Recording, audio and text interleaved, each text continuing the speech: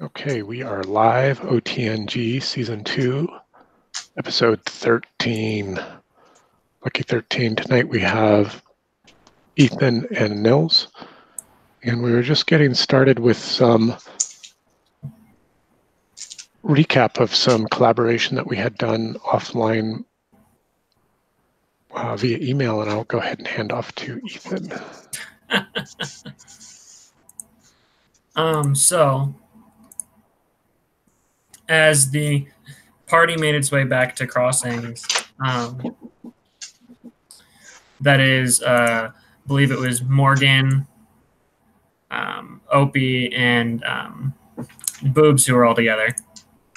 When they made their way back to Crossings, made their way back to the place where everyone was staying, they discovered that Will isn't there. And dun, dun, dun. Sorry, I'm trying to pull up the conversation we had. I cleverly caught you unprepared. You have. All right. And there, where at the place where everyone is staying, are a bunch of letters addressed to people by Will. And I don't think I ever got around to writing Gideon a letter. Why don't you just kind of summarize what that, the contents of those, not the contents of the letters, but the intent of the letter. Yeah. Okay. So basically, the intent of the letter was that Will had, while in Crossings and while the others were out saving the farmer, he had been hearing rumors of a particular creature stalking folks in the night, and he went to go. The creature was in fact the demon, not the remember the girl that you guys tried to save? Yeah. Had disappeared into the city and then was causing all sorts of havoc. It was that creature that he had heard tale of, I guess you could say. Yeah. Because it was becoming more and more prevalent within the city walls, and something needed to be done. And I think it was Will that took it upon himself to do something about it. Is that right, Ethan? Yeah. Yep. Yeah. Okay. And so he had begun investigating and had found that his investigation led to the coin district in Crossings, and so was preparing to go and try and stake out and find this creature, but he wasn't sure he would be able to deal with it on his own, so he left these letters to everyone as a way of passing on information in the event that he didn't return. Okay. Okay.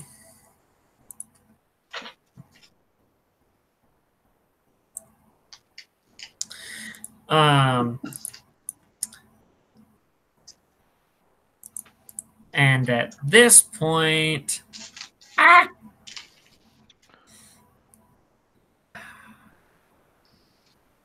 sorry, my notes are all over the place right now. An exercise in improvisation. Yes, it is.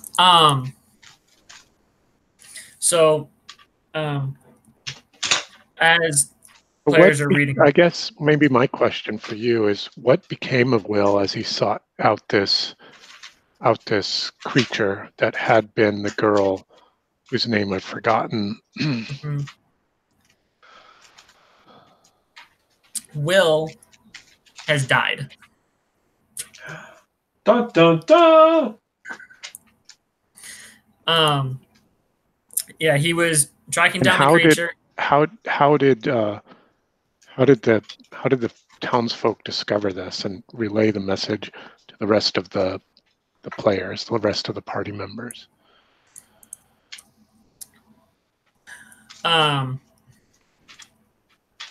It was actually a man named Yakufa who came to the party's residence shortly after the party had arrived back, and was just reading these letters and trying to figure out what was going on. Yakufa shows up, and he begins talking to the party and explaining that Will's body was found, and that he was killed while hunting down this dark malevolence in the city. Do we know what killed him? We know that it appears that it was that there are sharp stab wounds and claw scratches over his the course of his chest and torso. Okay. And it's clear that whatever killed him surprised him in doing so. How is that possible? Will is unsurprisable. Will was engaged in a conversation at the time with some townsfolk. Something sprang upon him from the shadows and struck him down. Indeed. The hunter became the hunted. Exactly. He wasn't surprised that he became the hunted, but he wasn't able to react in time. Right, and I remember the girl that had spawned that devil Candace. Yes, Candace. That was when you first came to Crossings. Mm-hmm. Candace and the Furts who were trying to track her down. And I think, if I remember right, you were telling me that Bufo, what is the character's name? Yakufa is going to be going to be a new character for you, right? Yeah. So just for everybody else's benefit, Ethan had reached out to me over email a couple of days ago and said, hey, I've got this idea for a new character, and I was thinking about working him up, so I had him ready to go in the background. And I said, sure, that sounds great, and I like this character concept, and I think we'll get to know Yakufa as we sort of explore and get into tonight's adventure. But I did give him a choice that, well, you don't need to wait for your character to die if you want to roll in this new character, but one of them will have to, but you'll have to give one up. Who's that going to be, Will or Morgan? And that was a big. That felt like a big something you wrestled with a little bit over there, wasn't it, Ethan? Yeah, it did. I was going back and forth about did I want to do it, did I not want to do it? But in the end, I think that there are more directions and more opportunities going down this path. Even to Morgan, who saw Will as like a father figure, and how this changes her own dynamic. Okay. As she grows and gains more experience and has to deal with the fact that she has lost the man who was like a father to her.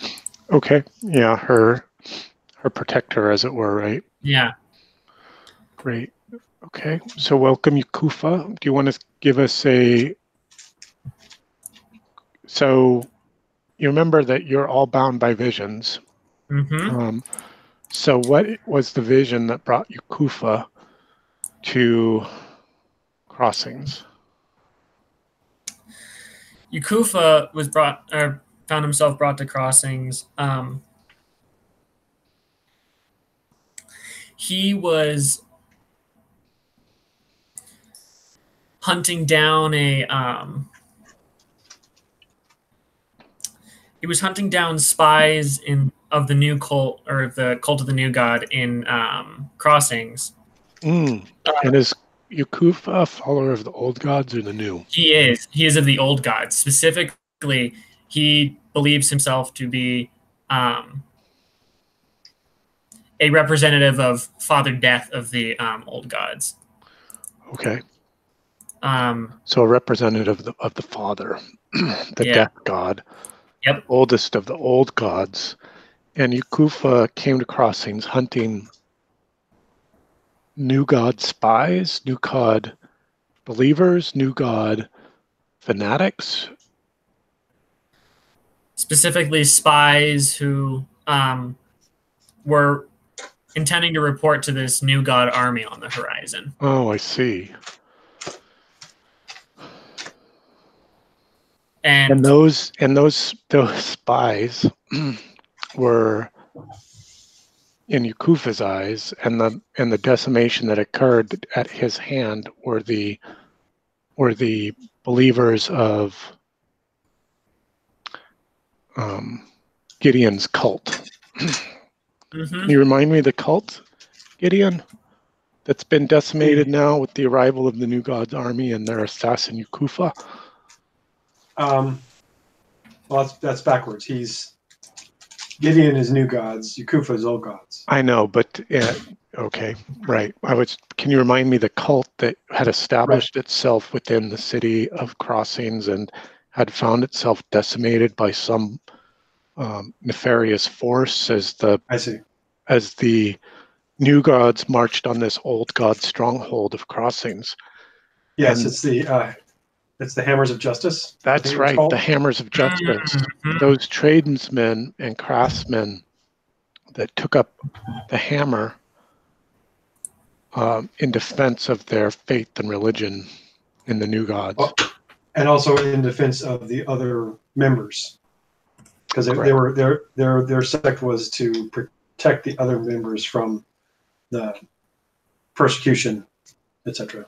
Right. The other new god believers here in Crossings that were largely in hiding, sort of like a quasi shadow religion, right? Not to say that there weren't believers, but they often held their own ceremonies or paid lip service to the old gods while following the new. So Gideon, what vision did you have of Yakufa that bound you to him? What do you mean bound? Well, you're all bound by visions. I'm sorry, I don't remember that. But that's part of the premise of the background, the backstory, and the. Mm-hmm. I thought we all had a similar vision or something like that, not necessarily with each other. But so at one point, certainly could be similar visions. I don't think we've really established what those visions are.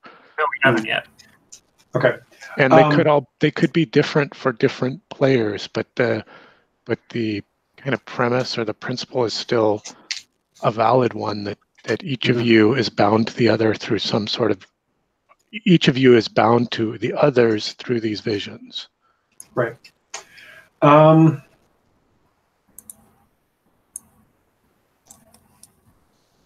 I'm kind of stumped because I'm not sure how these two characters are going to interact together without it just being an outright fight, because he's basically Yakufa has just destroyed Gideon's cult.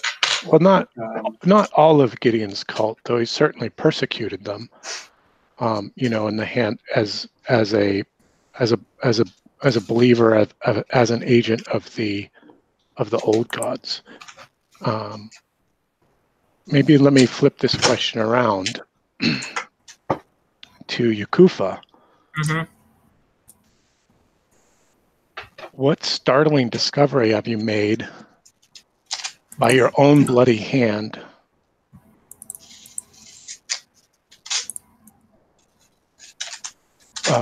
when you first fell upon the hammers of justice?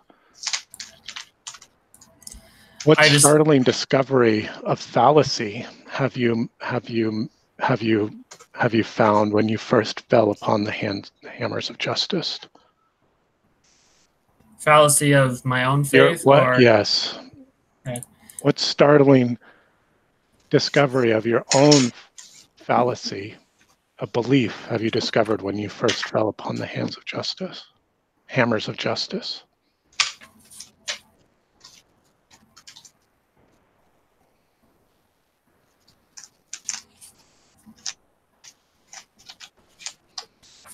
I discovered that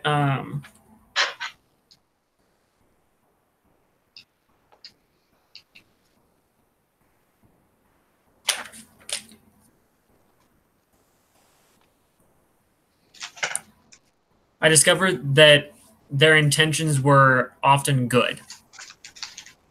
That their intentions were good, despite their heretical belief. Exactly. And that as I was striking down more of them, I began to question my own motives and desire to kill these people because they seem to have good intentions.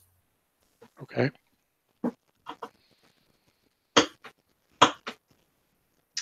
So then my vision is that as of yet, I have not, with my own eyes, I've not seen Yakufa as, I've heard that my cult has been just, cut down, but I've not seen him do it.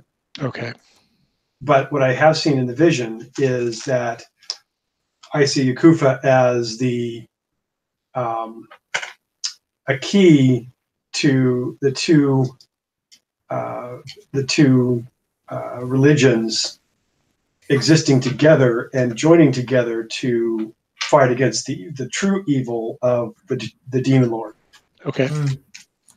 And I've also learned that death embraces all, not just those who worship it. Right. Like, yeah. I mean, you're an acolyte of the death god, basically. Right. Do you have that? I'm going to throw up a handout for Nils's benefit. Let's see if I can find those that you shared with me. Oh, and yeah. Nils, I'm gonna press on you occasionally about this, right? Especially for Gideon, because he's the follower of the new gods. Mm-hmm. In this bastion of the old. Right. And there's and when we established the foundation or the premise of the game, we set up this religious strife and conflict, right? This 100 Years' War kind of situation. But having said that, if any of that stuff becomes difficult, uncomfortable, or things that you don't want to deal with, just ask that we veil that, right? Just move. We'll just draw a veil across the screen. We'll draw the curtains on the scene, and then we'll move on to something else. It's not that it would be uncomfortable. It's just like I'm not sure how it would be practical that these two characters would live together. And that's the part of the figuring out of the story, right? That's the and I can force something, but I want you guys to think about how these characters are going to react and interact with one another. Right. Yeah. Okay. Don't fall asleep, Yakufa. Sorry. Trust me. He's been asleep for a long time.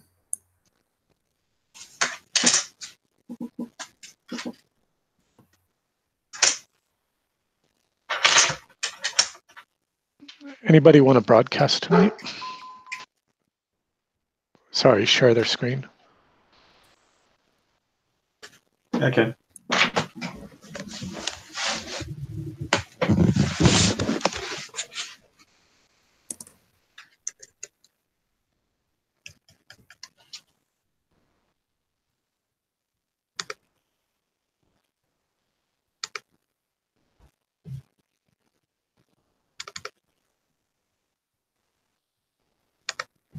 Okay. Sorry, Emily had a delivery and the dogs are going fucking bonkers.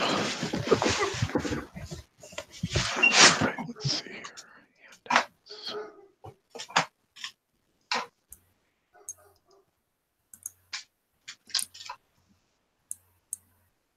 One thing we know about our dog. What's that? What about your dog? Our house will always be safe from the invasion of mail. Fuck this mail. I hate mail. Yeah. Ethan, do you want to change your tag in Roll20 so that it reads Yakufa, Morgan, Yeah. and Yakufa? I'm working on all that stuff right now. Cool. Let's see, I need to give you guys a handout. Go. Handout, handout, handout.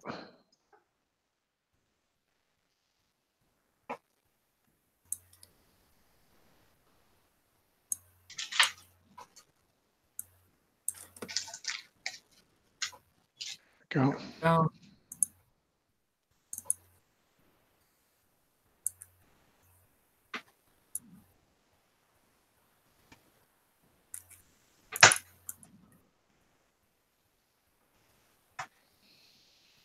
Aha.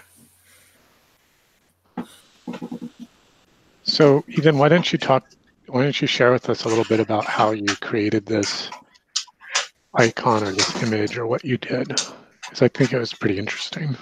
So what I did was I used Hero Forge to come up with the actual physical components to put this together.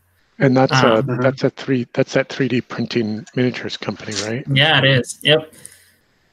Have you ordered the miniature yet? Does it cost I like haven't $15 or something? Yeah, it's like $20. What I'm gonna do is I'm gonna download the digital file of it from them for about $10 and have my buddy print it for me. Oh, it's cool. Yeah. I really but like yeah, the bottom rightmost image, but sorry, bottom leftmost image. I think that one's really yeah, that's my favorite. with the candle and stuff. Super cool. Yeah. So why don't you give us a little bit of a physical description for Yakufa, and then we'll get started. Yeah. And So sorry, go ahead and do that. Yeah, please. Okay. So the first thing you notice that you can't notice here because it's all black and white is Yakufa is actually African American. He all his armor is bone, so part of him following the death god is he wears this bone armor, and the weapon he carries is a giant scythe. And that's a two-handed weapon, right? It is a two-handed cumbersome weapon. Okay. What does the cumbersome tag do? It gives me a bane every time I attack with it. But does it, other than looking cool, does it give you more? Does it do more damage? Yeah, it does 3d6 damage. Okay. How much does it do? 3d6. Jesus Christ. You keep doing that, he's going to keep upping the monsters on us. I got a hit. I have no super big bonuses to that. So yeah, that's largely what he looks like. Oh, and of course the big thing, he has a skull mask that he wears as another part of his tribute to the And a death part of god. like his helmet, right? Exactly, yeah. Okay. Does so he make wear it sure like? that- Does he wear it all the time, or just when wears he's it- like in he wears- in combat? He wears it in pretty much all public situations. So he takes it off in private. So he's an intimidating figure. And is that like a some sort of scarf or something like that around the lower part, his lower jaw? Yes. Okay. So he always talks in a muffled voice. Kind of, yeah. Okay. Cool. Looks Yeah. good. Looks cool.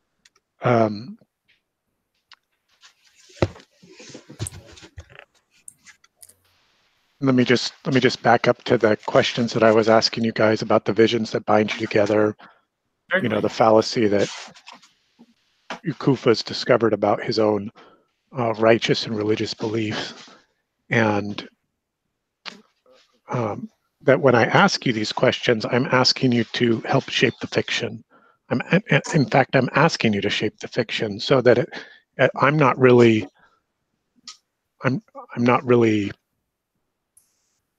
in charge, in control of the narrative when I'm asking for these answers. I want your full collaboration. I want your full feedback. I want your full willingness to be able to lean into that and shape and change the story the way you think it works. Because I think by doing that together, we can kind of shape and evolve this to being something that's more than just one person's view or vision about the world, right? And rationally, Nils, I agree that it's why would Gideon be with these old God believers? But we have to figure out what the fantastic answer for that. Mhm. Whatever it ends up being. Okay. Well, let's see. Let me grab a token for you, and we can get started. Any questions about where we left the last session, or? Oh, I have a question for you, Kufa. What class are you? So Yakufa is his novice path is magician, and his expert path is oracle. Okay, so a spellcaster with with some melee buffs. Yeah. So he's his specialties spell wise are battle magic and necromancy magic with a little bit of teleportation in there. Okay, interesting. Cool. And assuming he's human. He is human. And Morgan took a Starfall as an upgrade last session. Nils, do you remember what was new for you? Yeah. 8008135 on his warrior path got combat expertise, which allows me to, when I do an attack, use an action to attack with a weapon. I can either do another D6 automatically without having to use a triggered action or anything, or I can do another attack against a different opponent sometime later in the turn. Okay. So it allows me to do 2 attacks. Right. Especially, like if you were going fast, like just standing still and fighting, or if you were slow, fight, move, and fight kind of thing, right? For Gideon, he got 2 items. One is Divine Strike. When you use a prayer to grant a creature 1 boon on an attack, the creature's attack with weapons deal an extra D6 damage. So I'm getting a lot of abilities to give other people boons. Okay. And then the other, I got an additional power, which gave me additional spell, which is the Wrath of God, and it's basically a chain lightning spell or an area lightning spell. Wow, that's going to be awesome. A lightning strike causes 2d6 plus 2 damage for each creature within a d6 yards. Make agility challenge days for 1 round on failure, half damage on success. Nice. So don't stand next to me. So yeah, Morgan and I need to make sure we keep our distance from each other, or at least I don't cast near Morgan or wherever. We're gonna have these kill zones. You gotta be careful. And tonight, I'm expecting that you'll bring both your characters. Is that right? Yeah, I think so. Okay, just wanted to make sure.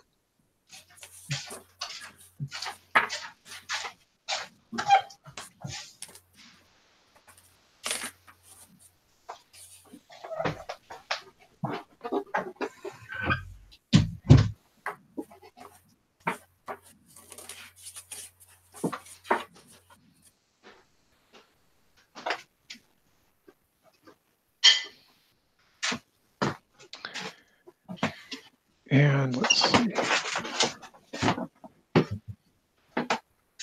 Where's the polygon reveal?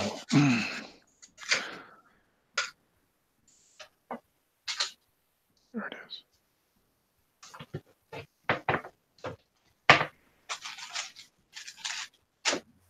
So one of us needs to text Peter, tell him that Will is dead. He won't believe us because of all the tricks we've played before, and then when he listens to the cast, he'll realize, oh, we're actually telling the truth. We got to wait until after we finish, so he thinks we'll die during the session. True. Good point. But I agree.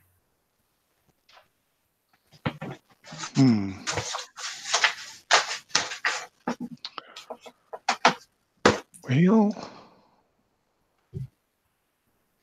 something's weird's happening here with the dynamic lighting.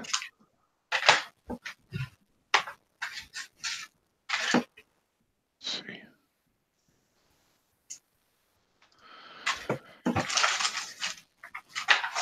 Do you guys see anything?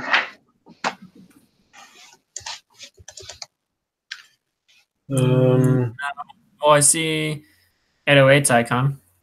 Okay, hang on.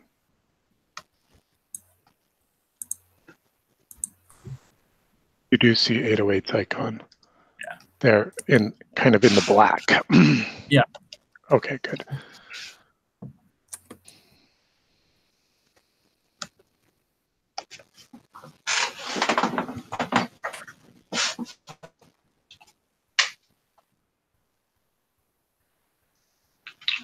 Oh, there's something.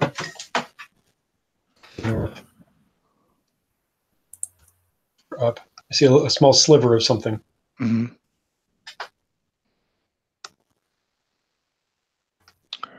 Yeah, I'm Almost looks like working it on. says boobies on this map. I'm just working on. I'm not using dynamic lighting tonight.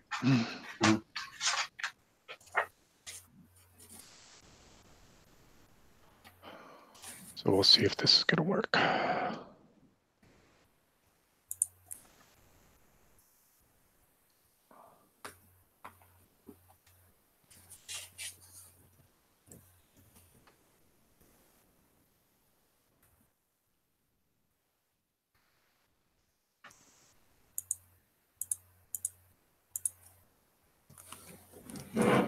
All right, there. Let's turn those things off.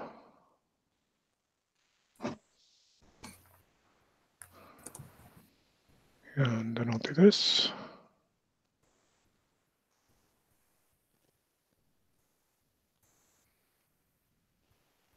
There. You can probably see yourselves now. Is that right? Looks like I see on Nils's share, so good. Mm-hmm. Okay. Just gather my thoughts such that they are scattered and fragmented and all over the place.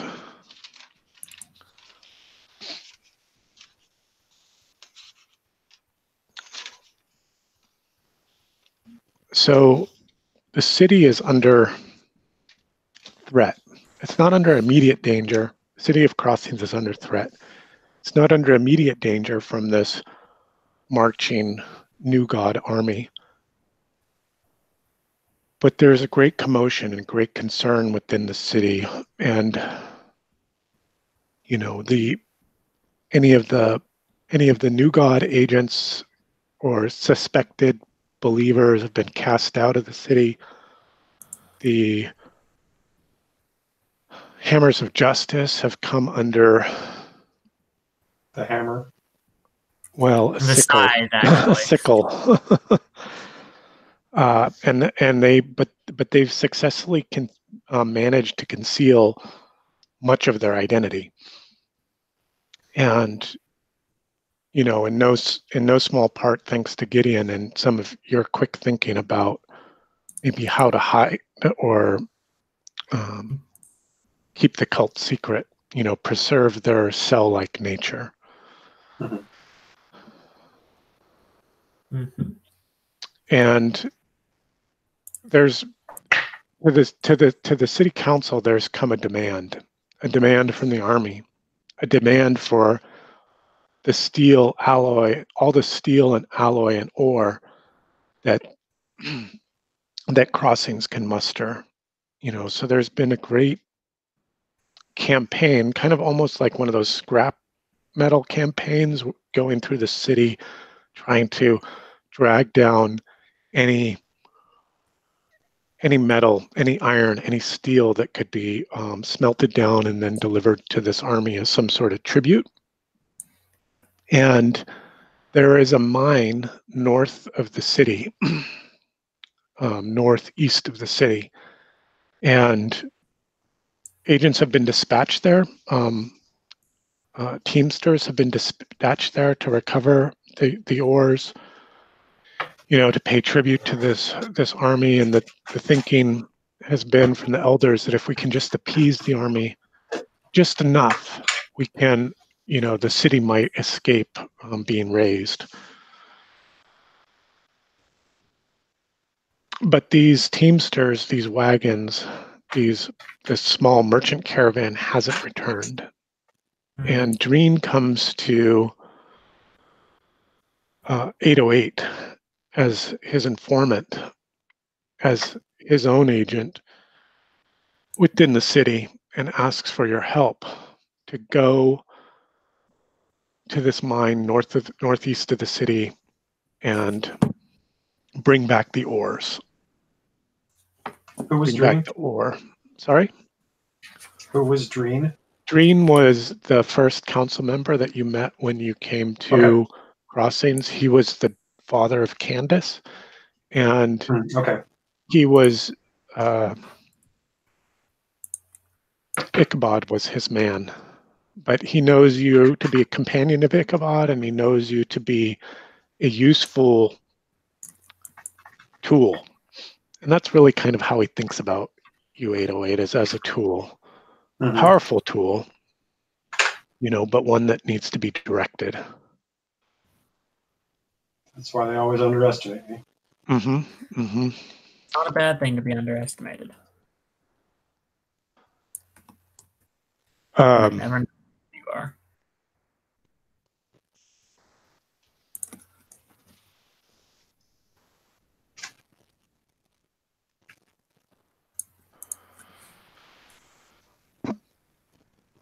So, before you set out for the mines, are there any special preparations or things that you would like to do in the city before departing for the open road?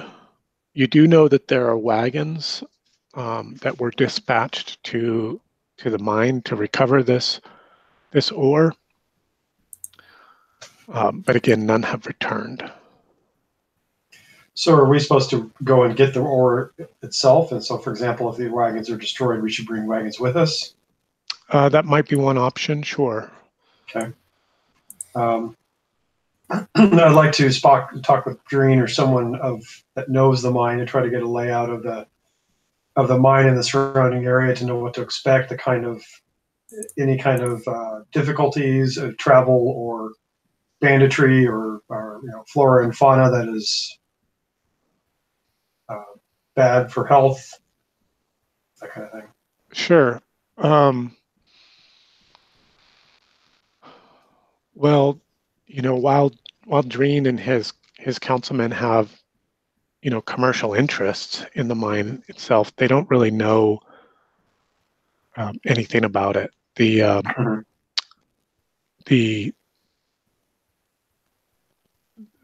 is one person, Gates might know something about it, and Gates is the second contact that you had when you were in the city, one of the guild leaders or the leader of the guild, and Opie had been.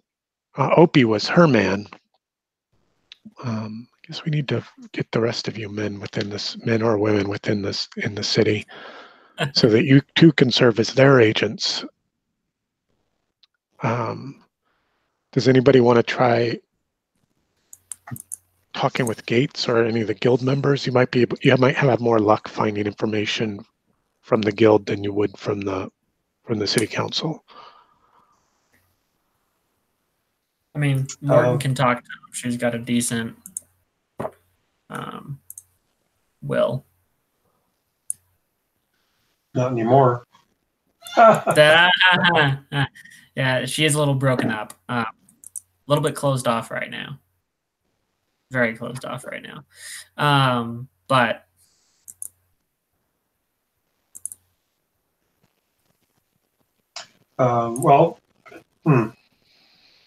So I've heard a couple of ideas. The first one was to get more wagons and drive those out to the city. And you wanted to know what the road might have in store for you in terms of dangers or something about the mine itself. Right. Yeah, like if there are any rumors about creatures living in the mines or anything like that. No rumors about creatures in the mines. There is a rumor about a great beast that lives in the swamp near the mine. Okay. And that will snatch unsuspecting miners at night, if they go out for drinking. And because of this, there's been sort of a palisade thrown up around their camp when they're not working the mine. When shifts are in the camp itself, they stay secure behind their palisade walls. What creatures used to run the mine? Men. Okay. I'll get it. Sorry, guys. Yeah. I like how Buffy tries to keep up with Kylie in the barking. Yeah.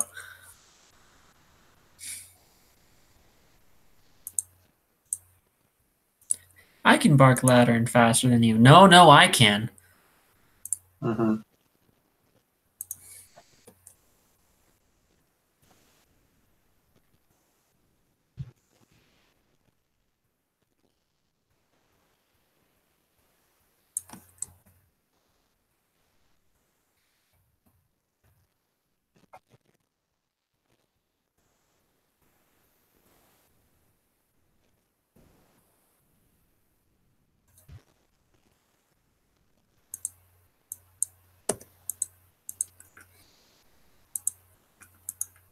Are you painting anything? No, not right now. I probably will in a bit, which will just be some elves.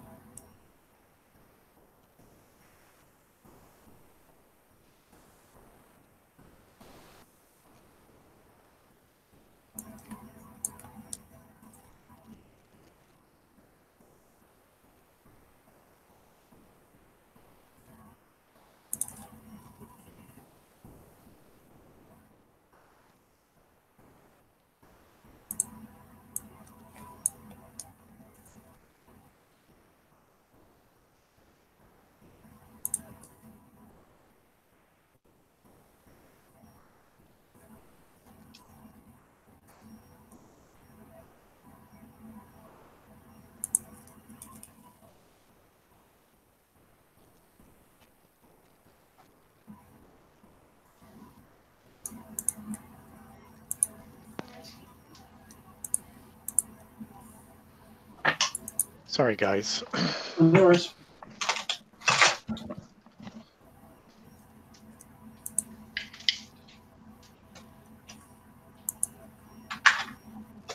We had talked about you procuring some wagons and learning about the mine. I've given you a little bit of information about that. Mm-hmm. The wagons. Sure, you can procure some wagons. Will each of you drive one? Well, Yeah. I know. I know that wagon driving under a load is a skill. So I don't know if we want to try to get a cartier. What do they call them? I can't remember. Mm-hmm. Wagon driver. Yeah, sure. You could certainly gather some teamsters, some guild members. There we go. Teamsters. To drive the wagons for you. How many will you take? How many wagons went out? A dozen. I don't think we want that many. I don't think we need that many. And they're not really there. That was a large contingent that went out. You could probably see how many you can gather, how many the council's willing to spare for. Yeah, because they've lost so many already. Right, and they don't know if they're coming back. Yeah. Right. Well, that's a good number. That'll be one for each of us to ride along with. Okay, so you'll take the 4 wagons out onto the road to the mine north of the city, northeast of the city.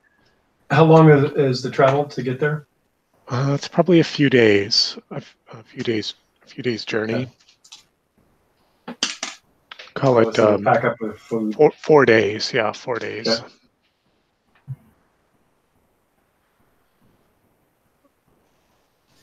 Okay. Anything else you need to do? And are you guys well equipped in terms of before you leave the city? Yeah, that's a good point. Check. Have what you might need.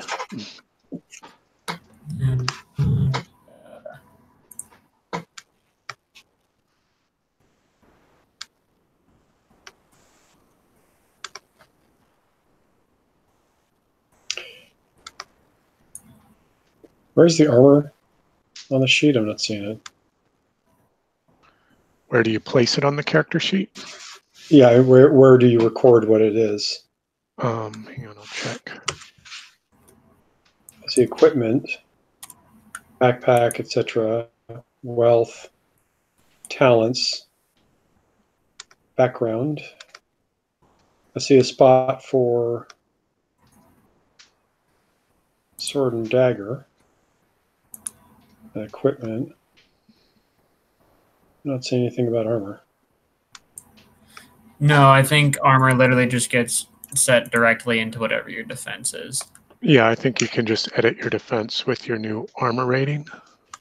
Yeah, the problem is if you don't write it down, you may not know why you've got that armor rating. Oh, it's in underneath wealth in defense. You would add whatever armor you're wearing.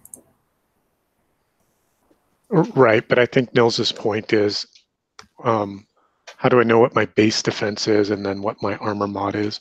So maybe are you looking at 808 right now? Yeah. 808 has a defense of 14. And Just as a base? well, I mean, that's what I'm looking at your character sheet with you. Oh, I see. Okay, I see 15 for him. But okay. Oh, I'm sorry. You're right. I was looking at Gideon. Never mind. Okay. Yep. And does 808 doesn't appear to have any armor on his character sheet? Right. So that's just what I'm wondering. Is that because that's just been the base that they've had and they've increased it, or is it because they've bought something and I need to buy something more? That's what I'm not sure of. So your base defense is your agility. Okay, that's a start. Agility is 11. So, for example, Gideon's gone up 4 points. And is that okay? I'll I'm assuming we're probably not going to be we're not going to be getting into fighting quite so soon. So I will work on this while we move ahead. Yeah, you might have to reverse engineer it. Yep. Yeah, because I don't see any. Okay. I don't see any armor recorded on 808's character sheet, for example. Yeah. Okay. Okay. We'll Cool. do that. Go ahead and move ahead. Cool.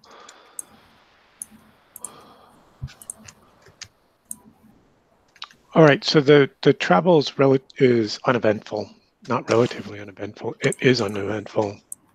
So dull and boring. Yeah, the countryside is quiet and largely depeopled.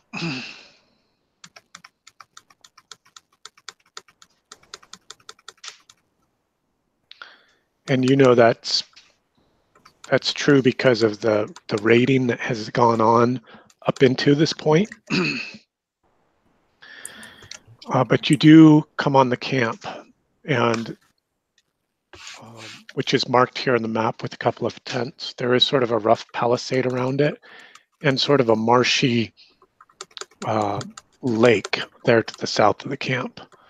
And I don't have a scale for you, but it's but I would say that, let me draw one out real quickly.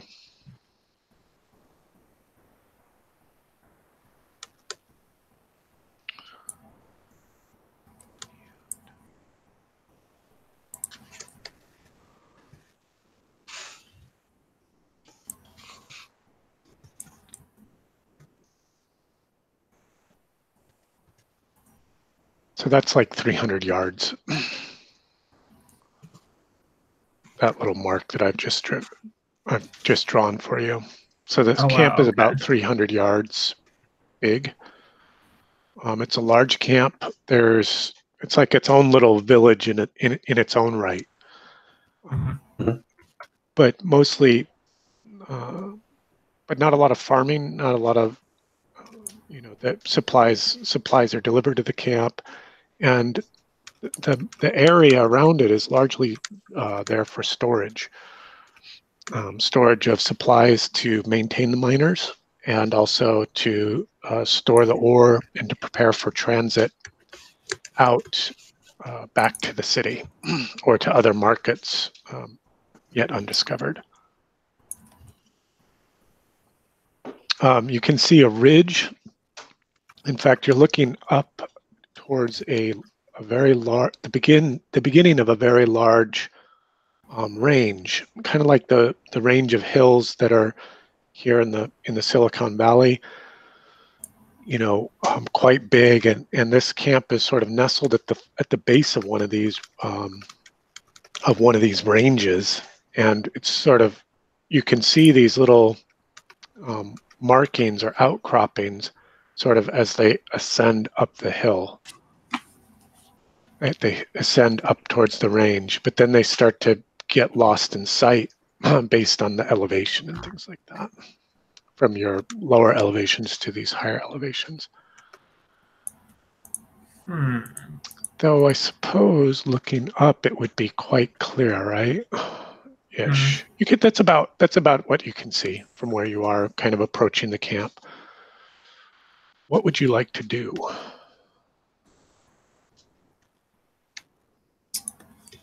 Gideon.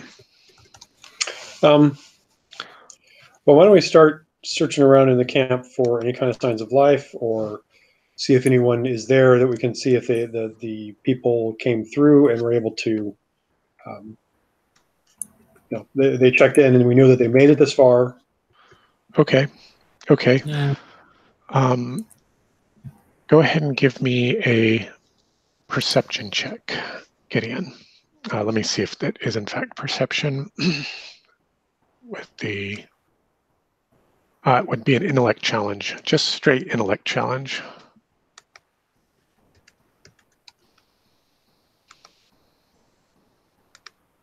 Nope. Okay, so you don't find any sign of the wagons. You don't find them while you're out on the high road, and you don't see them here at the camp itself.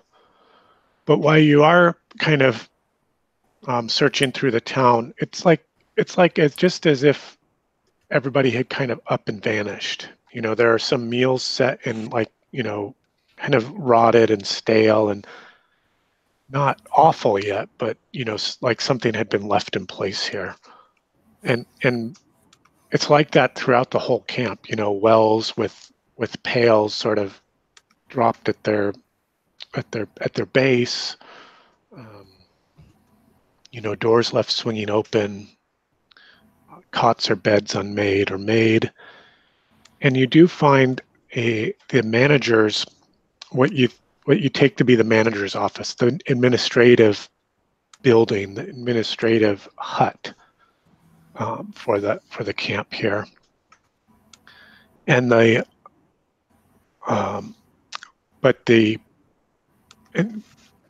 the interior of it is just like bathed in blood, and there's a severed hand laying on the bed. A severed hand with a silver ring, just like casually thrown onto the bed itself, which is neatly made. Is there like a big blood stain on the floor anywhere in the building? Like it was cut off there and then thrown on the bed and somebody was like trailed out and there's a trail going outside? Or is there nothing and it was maybe a few drips and it was done someplace else? Sure. Give me another intellect challenge.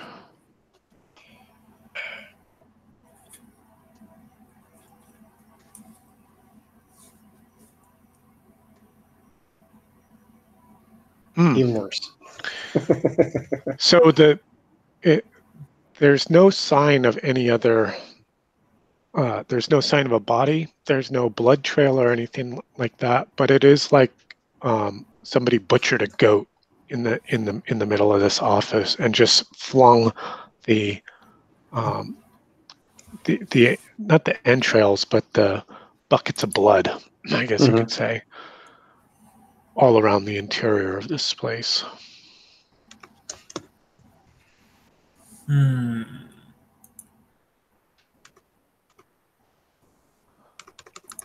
Morgan, what will you do?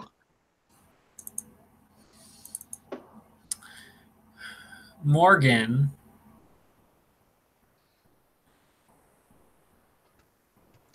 will use her life sense spell to see if she can't tell if there's any other life or anything else in this general vicinity. Okay, what kind of radius does that provide? And sorry, this is a life spell? Yeah, life sense. So basically she can detect any living creatures. For what type of radius? It's a 5-yard radius for a minute, so she'll do it in this room and then begin wandering the camp. Okay. Okay. Okay. Go ahead and tick down your spell slot or whatever it is on tracking on your character. Yep.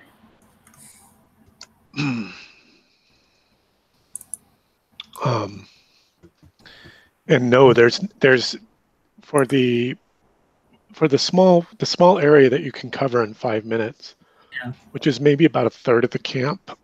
You're not able to detect. You don't detect any life. Not a cat, not a dog, not a bird, nothing. Do you want to continue on with your search? No, I won't use the spell again. Okay. I trust that it's a pretty good indicator for me. 808, what will you do?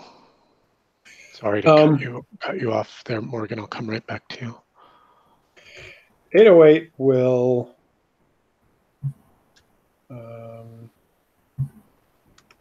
just checking a few things. Okay. He is one of his previous jobs, I think, was like being a patroller. His career, Yeah, so he's going to go kind of walk around. Obviously, having had experience with that, he knows when obviously there's something wrong here, but he'll be more likely to notice things that are more subtly wrong because he's kind of been out looking for trouble or trying to be aware of trouble before it starts, and so he'll use his senses of okay. Yeah. Okay, that's great. Why don't you give me an intellect challenge with one boon? Okay. Oh. Wow. Tonight, playing the role of Ethan. All right. Go ahead. Sorry to interrupt. I'm assuming we're all healed up from our last adventures. Yes. Everybody's recovered. Okay. Right. Everybody's healthy and hale. Got it. Okay. But what you do discover is there are tracks all over this place, and there are tracks that our men would be created by booted feet, but there's tracks also all around the exterior of the palisade. And they are not, but they're indiscernible to you. Oh, I mean, how? All around the exterior of the palisade. You said they're indiscernible, so we were not able to see them, or that we can't tell how they're different from what's inside. They're not a booted tread, but they're like the earth's I see. turned up. You can't tell what could have made them or how they would have been made. I understand. Yeah. And some of these tracks are inside the palisade itself, but you know, you really got a sense. They really caught your eyes. You were looking outside the palisade. Okay, Morgan, did you have something more for me? I moved away from you quickly. Morgan is curious if there are any wagon tracks in the area. Good question. Or cart tracks. Okay, does she have anything that would enable her tracking senses? Any career background that I should know about? Because I think that you're going to take a bane against that, Morgan. You're just a girl after all. Exactly. No, I don't think I have anything. No, I don't have anything specific that would figure out. She's just learned some from Will of, hey, you should look for tracks. Sure. Right. She sees others doing such things. Exactly. All right. Intellect with a bane. Okay.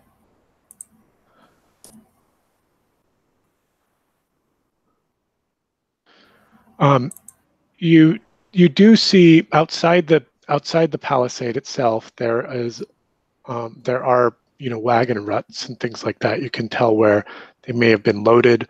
There's sort of a warehouse with a loading platform type of situation, and in fact you find a wagon. So now it's like there are no horses to draw it, but there is a wagon. Okay. Is there anything in the wagon? Like the beginnings of an ore loading. In fact, and then checking the rest of the warehouse, you do see that there are a few barrels. Let's see. There are 6 barrels waiting to be loaded to one of these wagons, and 6 barrels looks like about what a wagon could carry of this ore, this kind of raw, unprocessed, still rocky kind of ore. All right. So we know the wagons got here. Well, actually, that was my next question was, is there any markings on the wagons we got from the city or the guild to indicate that they are owned by the city and the guild? Oh, and therefore we can confirm that this wagon is from that same lot? Yeah, so these are guild wagons. In fact, every wagon is a guild wagon. Okay. Talking to the Teamsters, or at least that's the way they think about it. This one, and this one has those same kind of markings or stylized styling about it. Right. Okay. Well, so it's about midday, 1-2 o'clock in the afternoon, and just to give you a sense of time and place. And we had no problems getting out here in the traveling. No trouble on the road. I guess I should have created some random encounter. Back in the cabin with the hand, Yakufa's gonna look around and see if he can't find like a journal or something to indicate like a miner's diary of what's been going on, or like a captain's log sort of thing, right? Mm-hmm. Well, in this administrative building, you do find business papers, and they all largely deal with the operation and the running of the mine. It's been successful. They've struck a new vein, and they've opened some new shafts to take advantage of it. But there are no personal letters or notes to that effect, unless you'd like to spend some time really scouring the camp, you could do that. But it will take you time to do that because it's such a large place. How recently was the new shaft opened? It's indeterminate. Okay.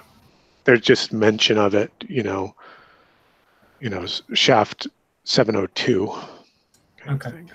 Well, is it like one of the latter entries in the log, or is it in the middle of the book? No, I mean yeah. I mean it's a recent discovery. Okay.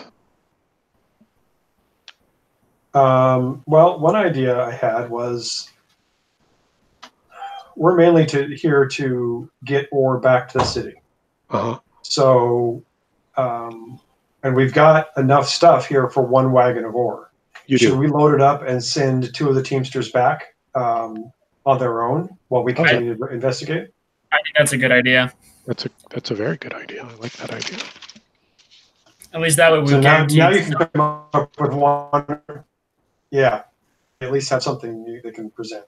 Right. If anything, buy some more time. Right. Right.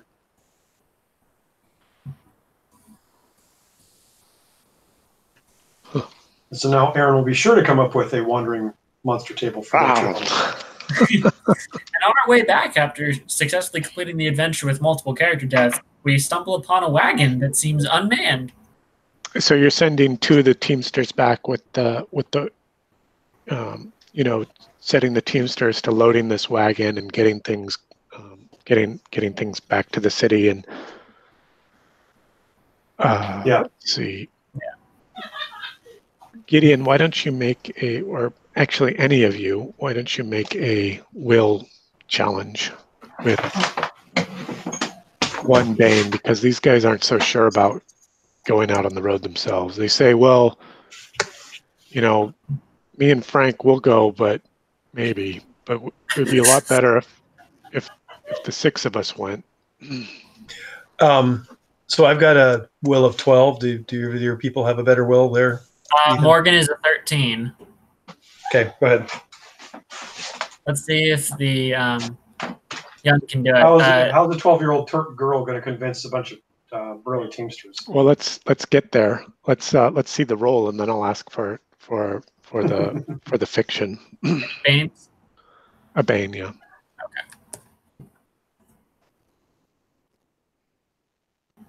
Nope. Yeah, these guys aren't keen about going themselves. Okay. Morgan was skeptical herself when she was trying to talk to them. Wasn't very convincing. So these guys, in terms of weapons and whatnot, these guys have like leather jacks, like many of the guild members wear. It counts as leather armor, and they have hand weapons, small swords, really short swords. Right. And there are, I think we said, I don't think we said, but I think it was 2 per cart, right? Yeah, there's 8 of them. Yeah. Oh, okay.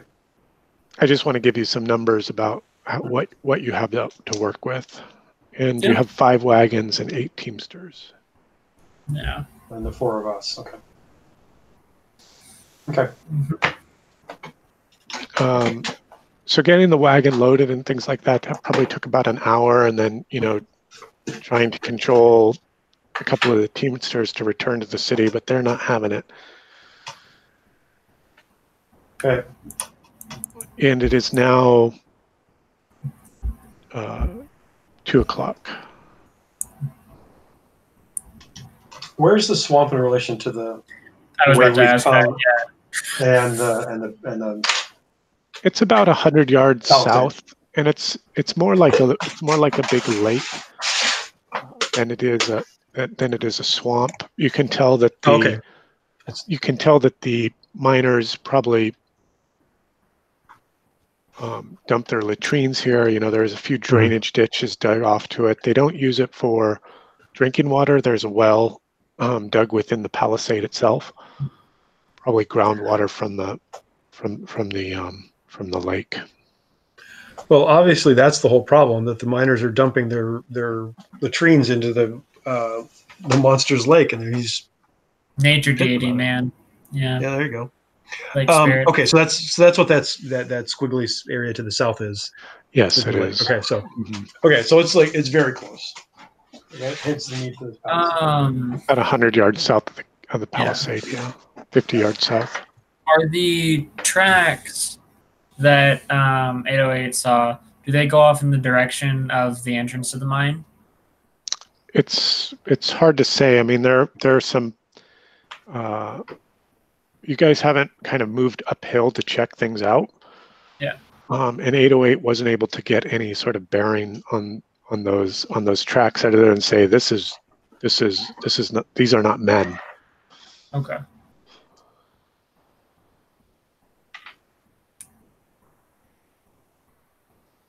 And do we have a sense of how far away the mine is? I mean, if we wanted to go check it out today. Yeah, you can see, like these little structures sort of as you're progressing up the hill, but you don't know what they are. Okay. Okay.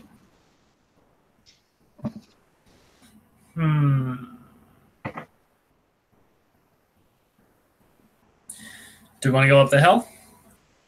Sure, it's not too far. At least go take a look at it. Okay. I'm going to put you kind of right here near this, and I'm going to move you to a slightly different part of the map.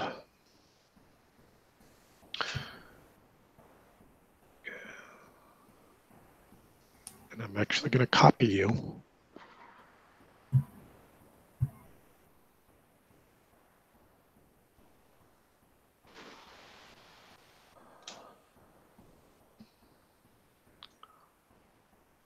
And then I'm going to reveal some areas.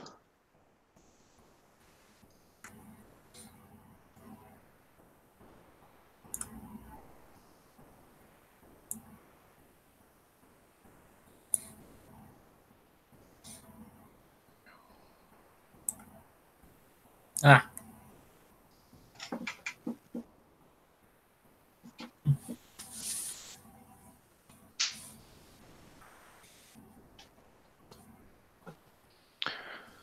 So as you start kind of trudging up this rise, up this grade, it's pretty steep, and you can see the entrance to a mine shaft there before you. You know, that kind of timbered kind of framing of what looks like a tunnel leading down and into the earth.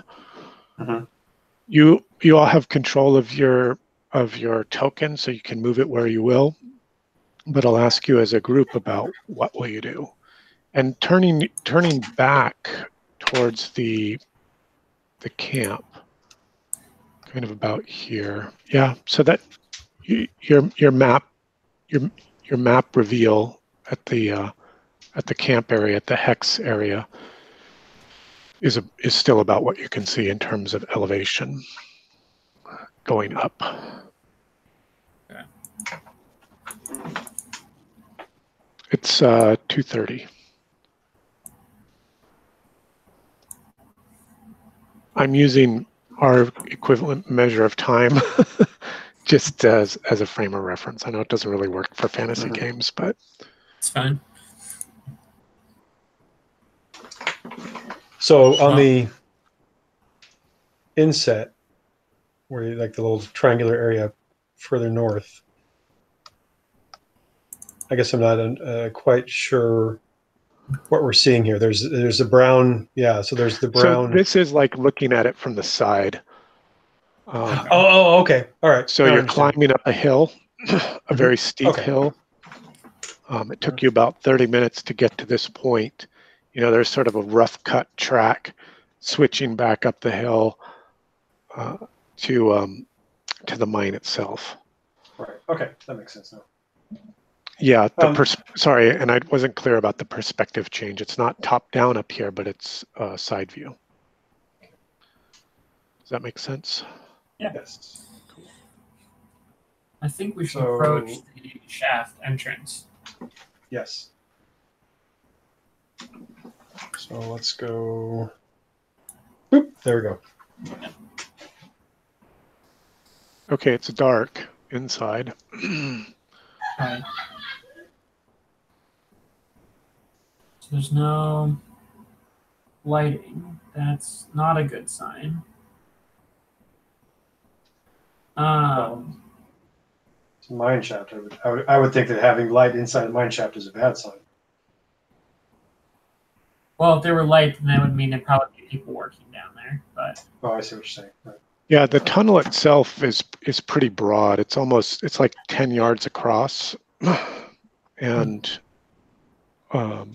maybe it's like 30 feet wide, 6 feet tall. But it is rough cut, but there are supporting timbers that frame it out, and you can see those disappearing into the gloom. mm-hmm. So, did we want the Teamsters to come with us, Ethan, or are they staying back with in the camp? Good question. I kind of think we want them to stay back. Yeah, I would think so too. They're happy to stay. Yeah, I figured we'd have to fail another perception or persuasion check anyway. So Yeah. okay.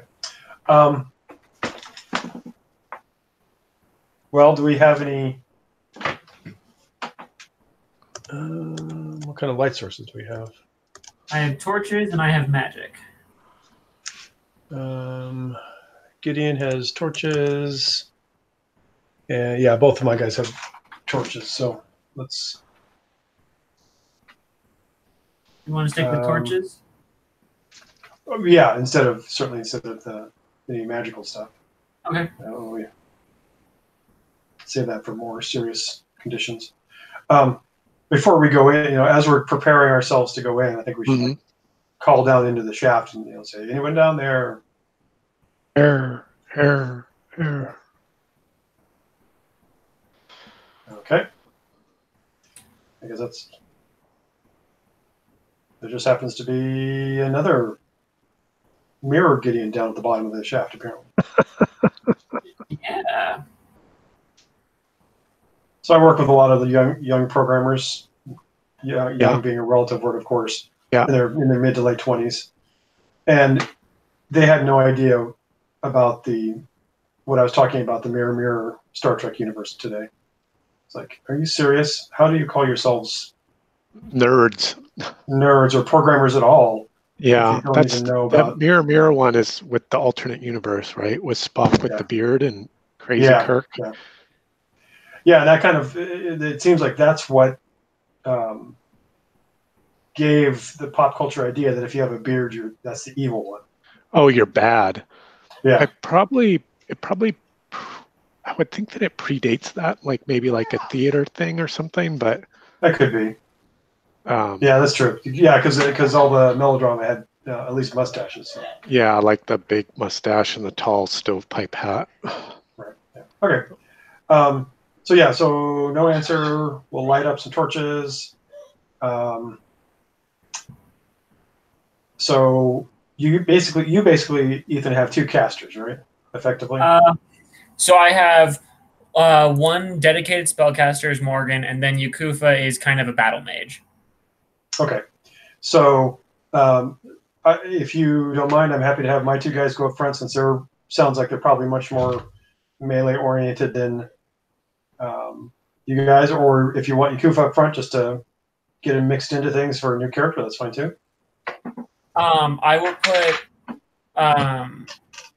put let's put Morgan in the middle and then Yakufa taking up the rear as a rear guard. You can go two abreast if you like, but you could certainly stagger yourselves out. I mean, it's 30 feet wide. I mean, you could even go four abreast. But I'll note down a marching order here once you guys tell it to me, just so we have a frame of reference. Mm-hmm. I mean, unless you want to. I think maybe my two guys abreast in front, and then Morgan behind them, and Yakufa in the back. Yeah, let's try that. And light carriers, probably Yakufa and let me see here. Gideon? I'd say 808, just because Gideon does have magical spell ability. Okay. So, and so there you go. 808's Alright. carrying the light. And Yakufa is following up with one also. And remember that 808 has those special spare parts where you can make things, Right. and all your other cool abilities, whatever those are. Yep.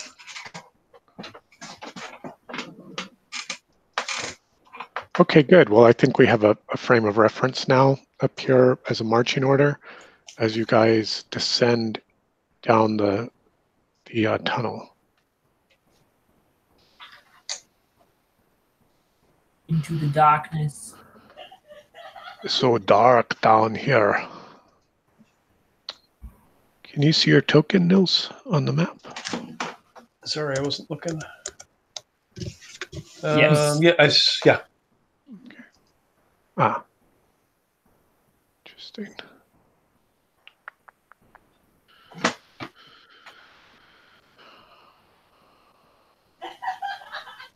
Okay, I'm going to do some more revealing here.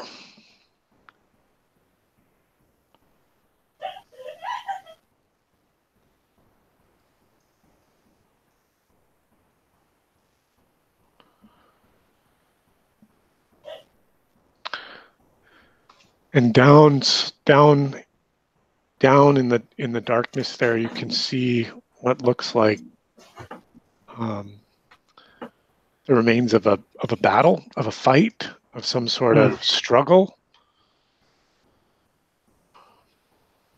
But like like an overturned mine cart, and like a pool of blood and a broken sword.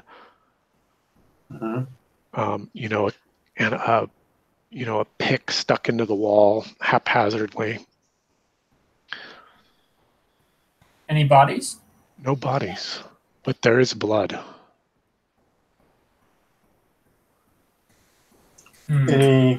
So no bodies of human bodies or what may have been attacking, which probably Or creature bodies, yeah, neither. That's unfortunate. I was hoping to animate some undead and give us some front bodies.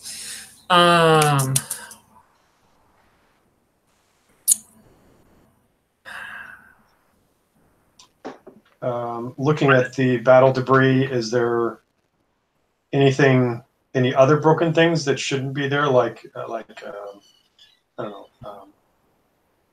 clockwork gears or skeletal bones or something that would indicate the aggressor? Or like a lizard tail or something. Sure. Yeah. Gideon or 808 make a intellect challenge. Straight. Oh, good. We'll use 808 this time. Not that even that with a boon didn't do anything last time. So Never count them out. Oh, there we go. Finally. Yeah, so you see more of those tracks, those inhuman tracks, and now you realize what it looks like is like spikes have been driven into the ground and then yanked up. Yanked up. Like the earth's been pierced. So, given now that Gideon kind of points out this postulation, does that sound like a common, or maybe not even, maybe even uncommon, style of locomotion for clockworks to 808? Yeah, clockworks are typically, though it's not uncommon to see them wheeled or other kind of modes of travel. They usually reflect their human masters, their human makers, and all their hubris. So it would be like they would have some sort of bipedal legs or legs with wheels on the bottom or something like that. Or maybe be like an animal too, like a dog or a right. Okay. So like a big beast of burden type of thing. I'm just wondering if it's like, it sounds like spider clockworks. Mm. with very thin, pointy legs. Yeah, that does look Okay. like could very well be very thin, pointy legs. Okay. So everyone, look up at the ceiling. I'm getting a reading. Beep, beep, beep. That's inside the goddamn door. That's inside the goddamn room. You're not reading it Mine. right. Okay. That's for Peter. Yeah, we have to all make all the movie references that he wouldn't, since he's not here. Or that he would, I mean. Okay, so battle, big brouhaha. Do you want to continue down? Well, probably want to run screaming, but that's not an option. So Does It's always an option. based on the picture here, there seems to be some blood around. Does it all look like normal human colored blood? Yes. Okay. there's no green Vulcan blood or anything like that. Exactly. Weird Vulcan blood, no. All right. Shall we continue down? Now looking up as we continue down. I'm just trying to think if there's anything else we want to see while we're here.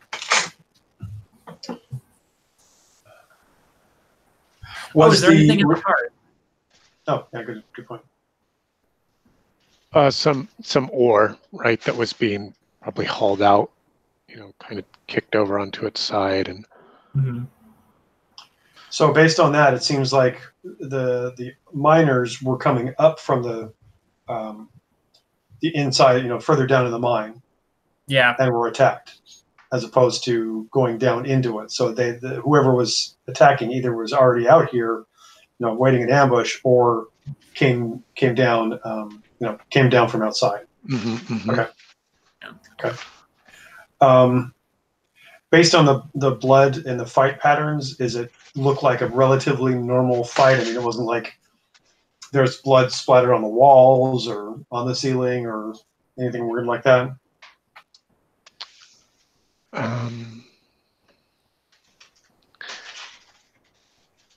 Give me an intellect challenge. Straight, one of you. Mm-hmm. Got it.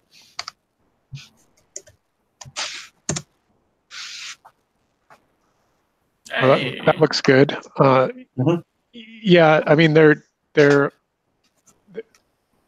when you do find, where you assume someone had fallen, there's then like this great splattering around that area, Mm-hmm. Up onto Okay. the wall, onto the ceiling in some instances, very much like what had happened in the interior of the administrative building. Okay. So okay. So it sounds like whatever's going on is going on with some force too. Right. Are those tracks that 808 found back at the village, did any of them lead up the path or down here that we've been following?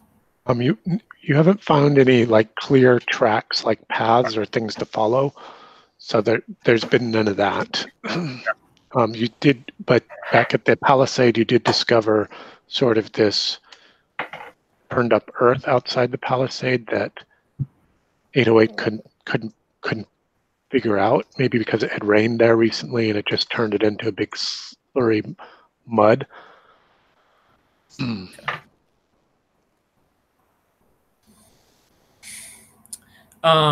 So this cart that's been turned over, does it look like it would normally be on rails or just pushed up?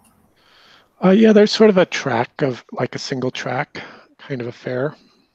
Okay. And you can see that there are spots where ropes could be lashed to big rings on the interior of the tunnel to help draw these things up. Okay. Some pulleys. It's not a very sophisticated. It's more like just a brute force kind of approach. Okay. All right. So we continue moving deeper. Moving deeper. Okay.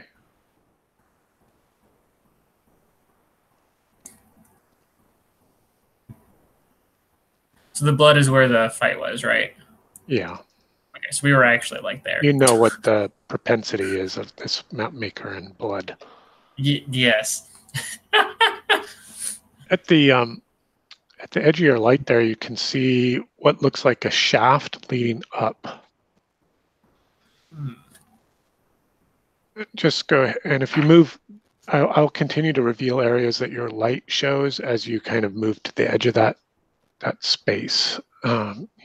All right, we'll move up closer to this intersection here. Okay.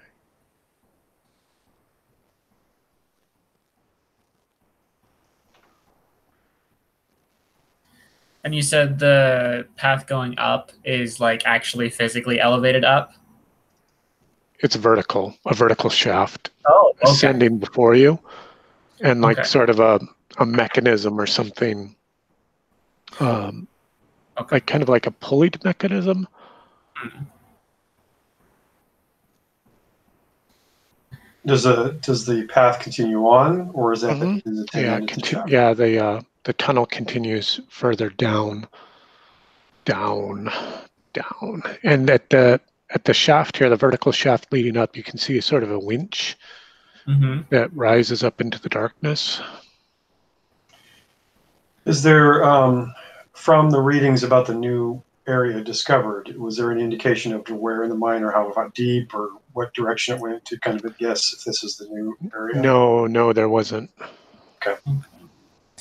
About how big is this like sort of platform or cable thing that goes up? There's a shaft that kind of ascends vertically above you, and like kind of like a cabling structure that kind of that you can see disappearing up into the darkness. Then at the base, there's a big winch where some of this cabling's wound or unwound, as the case may be, and you know, it looks like it's designed to, you know, to move something up and down this shaft. Okay. But but the actual platform is not.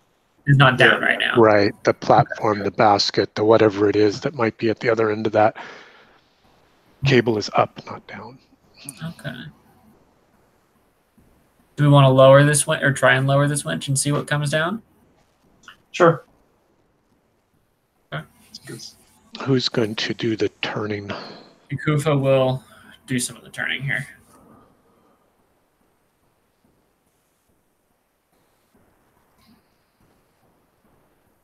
Because Kufa's got a good strength.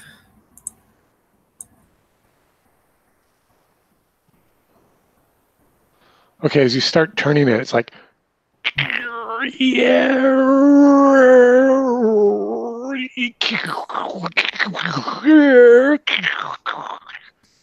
it just makes this fucking awful racket. I was going to say, well, there went our element of surprise. And you can tell that the elevator thing or this, you know, it's like something's coming down the shaft. So Gideon will tell you, Kufa, or whoever's doing it at the time, to stop the platform about 10 feet above the ground. Mm-hmm. And then let's examine what might be on it, see if we can figure out what's on the platform before we bring it all the way down. Sounds there's good. Something sneaky Some hiding nasty. there. Yeah. Sounds like a plan. Okay. Let's see.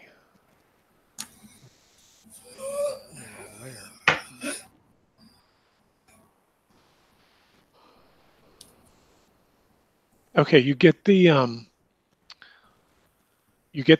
platform, and you're kind of looking. You can see it 10 feet above you, and it's like this wooden platform, and like with it's just like a big wooden plate, you know, 10 feet above you.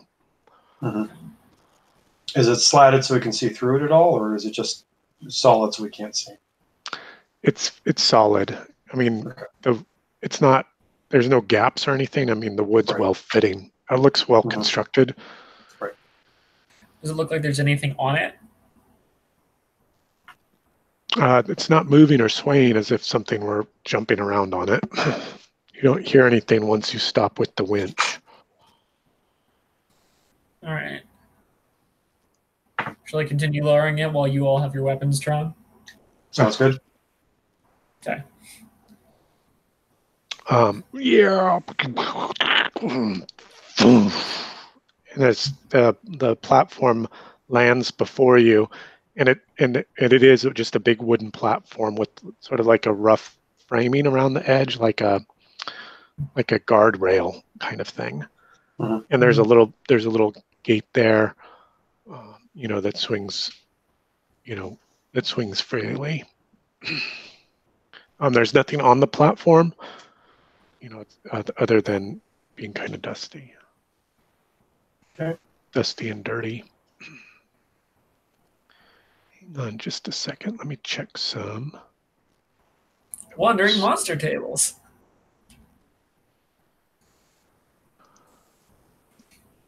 What do you mean there's a dragon living in this cave? Oh, crap. I mean, I'm actually kind of expecting a Balrog to show up, but... Levituk. Yes.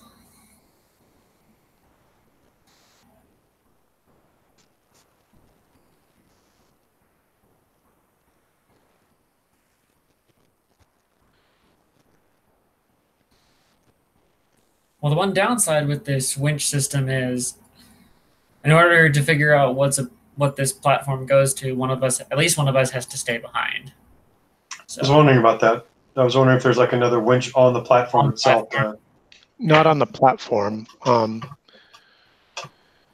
No, I mean, there's a winch down here at the bottom. There might be another winch at the top. Right. So maybe because this is obviously time's moving on. Maybe we should continue on down the main shaft. This way, well, I guess they could winch it back up. But I'm just thinking this would be a good thing to bring the Teamsters back to and have them winch us up tomorrow. yeah, So that's a good point. why don't we move on down the path and we can continue to explore that way.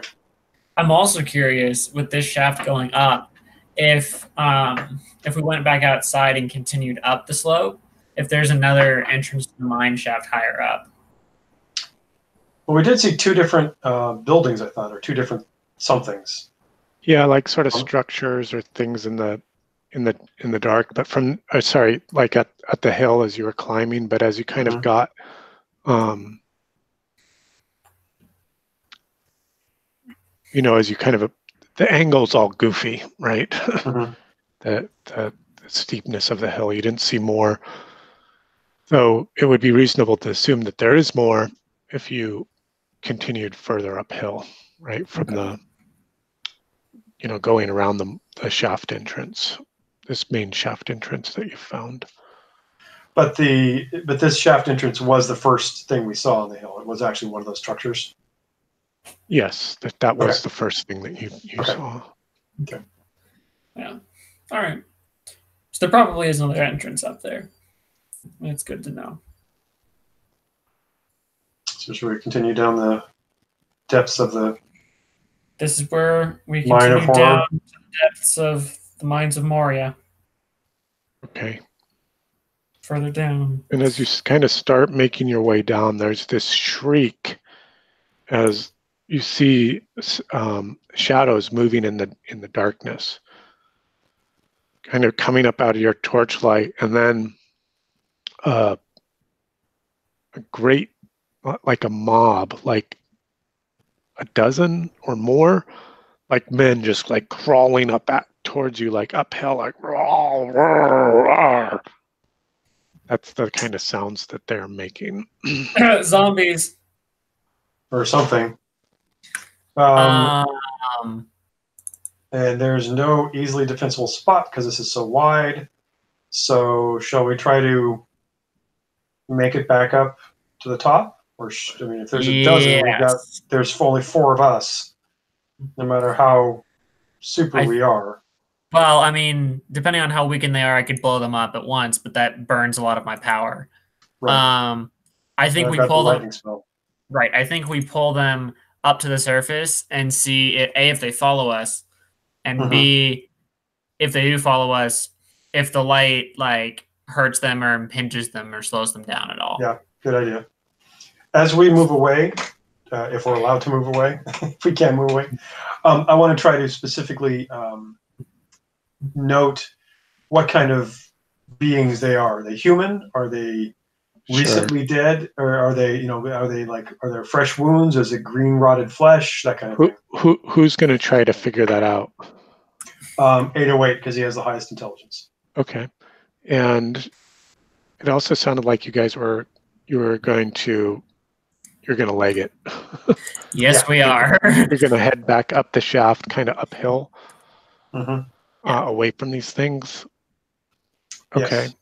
And then as soon as we come up, Yakufa will cast Hide from Undead on himself because he can only cast it on himself. Okay. At least that's what he's telling us for now. Exactly. Okay. Okay. Sure. That's cool.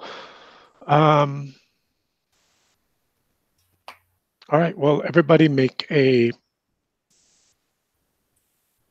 what do we call this? This is called an agility attack.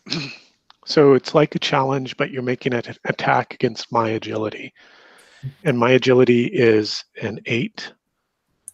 I'm not going to give you any boons or banes because these things are pursuing you uphill as you're trying to flee uphill. So it's just as challenging for both of you. If something was pursuing you,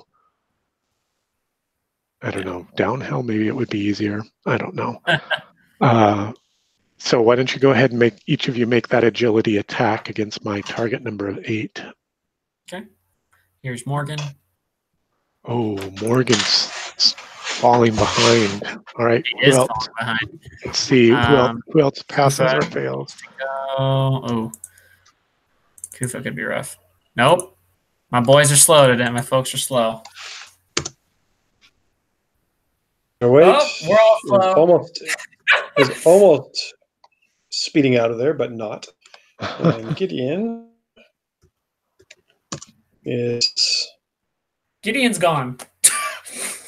So Zoom. Gideon kind of leads the way, like we got to, leading the band up the shaft. But the rest of you can I make a either suggestion? find your footing or your purchase or, keep up with Gideon, who probably gets maybe 10 yards before he realizes that nobody else is with him, while you guys have probably moved maybe 3 yards each. Right. Some stumbling, some falling, some just indecision maybe on your parts, but it allows these Creatures. these howling men to close on you, and you see them, and they're not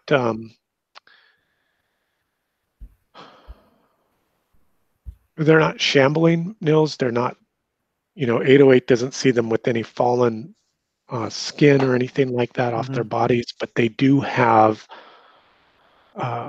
they are clearly dead. Like one of them has his throat cut, another one has, his shoulder collapsed and is like kind of hunched over, and just dragging his body as best he can towards you. But they're like a dozen or more, and they all kind of move in this big mass, and behind them you can see 2 figures, armed and armored, in the gloom, faintly in the darkness, kind of watching what's happening as their minions swarm over you. So we're going to move to a combat round. Let me get the little tracker. All right. So what you're saying is we get to tell Peter not just Will died. Not just Will died, right? Not just Will died. Why don't we take just a 2-minute break, and while I get set up here, and then we'll kick it off with an initiative. All right. Well, I guess it's about time for Yakufa to go into Death God mode. All right.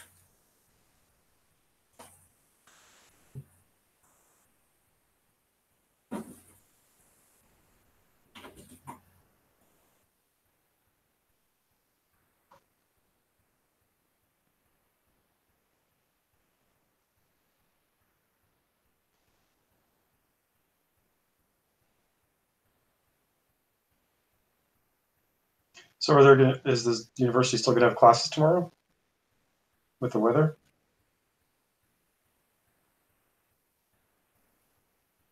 I guess Ethan's not still there.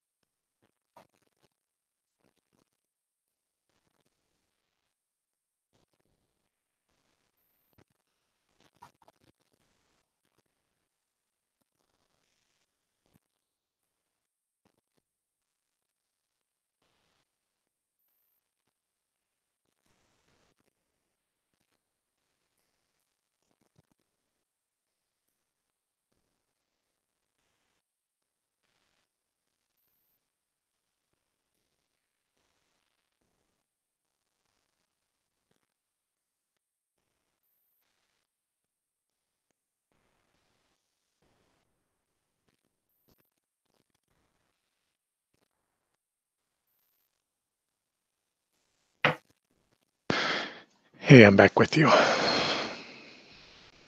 No. All right, let's see. I think Ethan is away for the moment. He's there. He's just I'm on back. mute. I was muted. So Ethan, I was asking you, is the university still going to have classes tomorrow? No. We got news that they cancel, or the campus is closed again tomorrow. We heard about that at about 10 o'clock this morning. So was it closed today? Yes. Okay. So like the storm had just come in. So was it? Yeah, the storm just hit last night. Oh, I see. Okay. I meant like just in the last hour. So, Yeah. how far are you away from are you on campus? No, I'm off campus. Okay. About how far? I'm about 5 minutes. By car or walk? By car. Or bike? Okay. I'm about 3.5 miles out. Today is my daughter's 15th and a half birthday, so she's been talking about driver's training for quite a bit. Oh, is she getting her permit? She's been trying to give us reasons why we should consider letting her get one. Like, I could go to the grocery store, I can run errands for you, I could start doing more babysitting jobs or any babysitting jobs, I could. Yeah, right. Keep trying.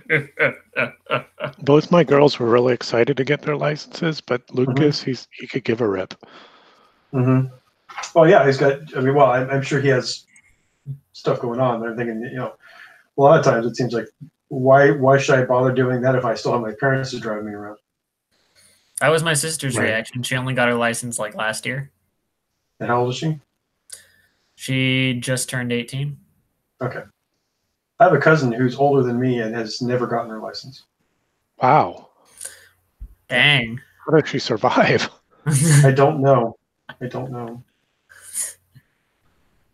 Not that this explains this at all, but she's from Indiana, so I'm not sure if that makes it That easier. does anything. Yeah. Yeah, I think she's from a major town in India. I think she lives in a major town in Indiana, so it's still the same kind of city stuff going on. But Mhm. I mean, in all honesty, getting your permit really isn't that helpful. The only thing that's helpful is when you eventually get your license. But you have to have your permit to get your license, right?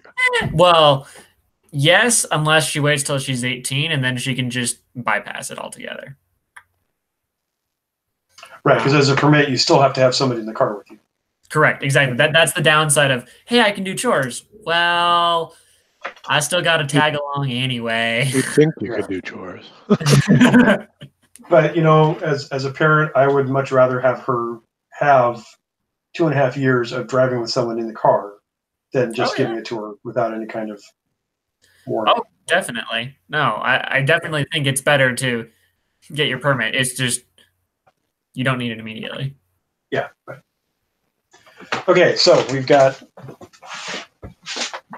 Action going on. Yeah, we've got action going on. I'm just putting the tokens out. Okay. At some point, we'll get a new token for you, Kufa. Yeah, at some point. We need quills for now.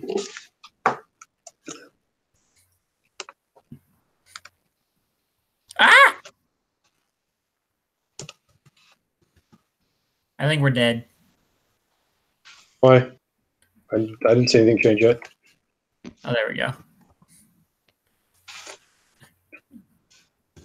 No, the monster icon that he brought out was like gigantic compared to all our tokens. Okay. So I thought there might be some proportionality to size.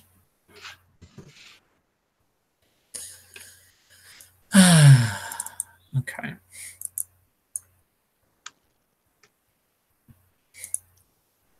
So you said there were two guys who were behind this mob of undead who looked pretty well armored and weaponed. Yeah, but you can't. You can see warriors lurking on like two warriors, like conversing amongst themselves in the shadows, but you can't make out any sense other than that. You know the warriors because of the armor that they're wearing. Okay, these guys are going slow. What are you guys doing? Slow or fast? These guys being the at least the zombies, if not the warriors themselves too. Yeah, the mob that's coming Okay, at you all of is them. Okay. going slow. I mean, they're slowish. That's the only thing that's kind of saved you from getting overwhelmed by them. Mhm.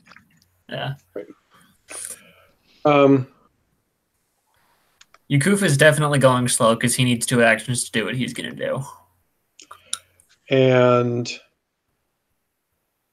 Gideon's going to go slow because he needs to come back to where you guys are. And Morgan's going to go slow to position herself behind everyone before she starts blasting spells. It looks like I don't have access to move the tokens. Yeah. Oh, sorry, let me fix it. I'll try to fix that in the combat if I remember. Because when I linked them, when I bound them to your character sheets, I didn't make them controllable by anyone. They're without owners. Okay. So I think the plan is that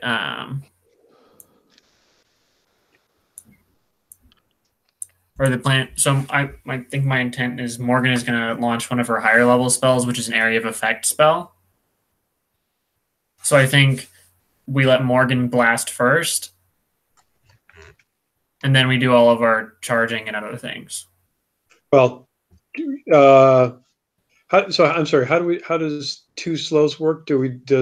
Oh crap! I know the players go first, but does everyone do their first single action and then everyone do their second single action? Yeah, when you go slow, you get 2 actions. Right. They can be anything you want them to be, and typically you can only fight once a round, unless you have like a special ability that lets you fight more than once a round. Right, but what I meant was, but all the players, all the heroes take their 2 actions, then the monsters or the creatures take their 2 actions for going slow. Right, but within the heroes. Oh, and it doesn't matter. Timing is irrelevant. Okay, all right. So it sounds. Besides, Gideon would need to turn around and come back so that, and then he can do his area of effect. Okay, so it sounds like you guys are going to sling a couple of spells. You're only 10 yards away from your friends right now. Yeah, let's see. And the mob's about 10 yards away from your friends, Gideon. Okay, and how was distance? It says medium distance. Medium is like 50 yards, I think. Okay. But Short's probably 10, and then there's point blank. Right. Yeah, and then there's extreme. Okay. All right, so go ahead, Morgan. Okay, so Morgan's first prerogative is to position herself behind 808 and Yakufa. Okay. And then she is going to use her explosive dart spell. Okay. Which allows her to target 3 creatures within long range. So she's going to pick 3 creatures who are kind of in the middle of the pack. So this spell, 3 magical darts fly from my fingertips, divided as I choose among my 3 targets. The darts automatically hit. And then each dart initially deals 1 point of damage and then explodes in a 1-yard radius that does 1d6 plus 1 damage to everything in the area. Okay, so the dart hits a target and then blows up and hits stuff around it. Yeah, and my goal is to pick the 3 targets who are closest to a small clump to try and hit as many of these. Yeah, so it sounds like you're shooting them into the center of this mob, right? Yeah. Okay, cool. Let's is there a spell check or anything, or is it just so those who are in the area when it explodes can make an agility challenge roll to take half damage. Okay. But the other ones are hit automatically? Yeah. And how much damage do you do? Why don't you roll the damage for each of the darts? Okay, so the initial target automatically takes 1 point, and then the explode is d6 plus 1. Oh, sad. So you shot 3 of these, right? Yeah. Yep. So is that 3 more d6s that you need to roll for damage? Oh, you're right. 2 more. Yeah. Or 2 more? First one does that. Second one does a lot better. And the third one does...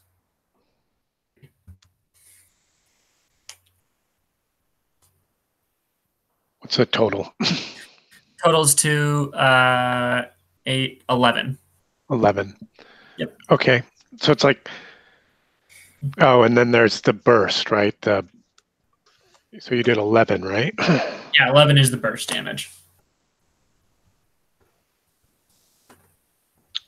Targets within 1 yard make a melee save, or sorry, agility save, for half. Yep. All right, so I'm going to make 3 agility saves based on the 3 attacks that you just threw. My agility's 8, which is -2. Okay. So I'm looking for 12s on a d20. Yep. Fail. Pass. Okay.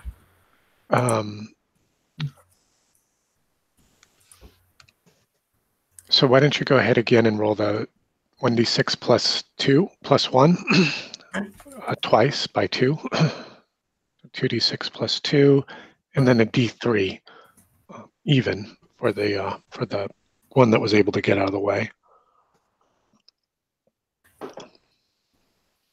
So it looks like 11 more points. So that's Here's the D3 for you. One more. So 12. so you did 11 before and then 12 now? Yep. Yeah, so body parts are flying. You know, 2 or 3 of these guys get knocked down, but they keep crawling. And sorry, just thinking through some of the tactics that are happening here. And all told, how much damage did you do? So that was 12 from the second and 11 from the first blast. The first part. 23? Yes. Okay. They're still coming. I bet.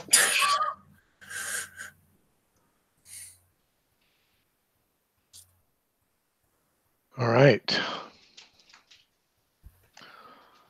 Anyway, Who's next? That was Morgan. She repositioned herself like behind some of the larger party members, and then let loose with this explosive, these explosive darts. Mm-hmm. Okay. Gideon is going to turn around, come back up to the battle line, and let me just quickly check on all my abilities here. Nope. Nope. Nope.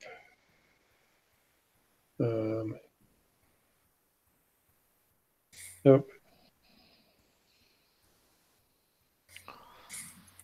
Okay, and then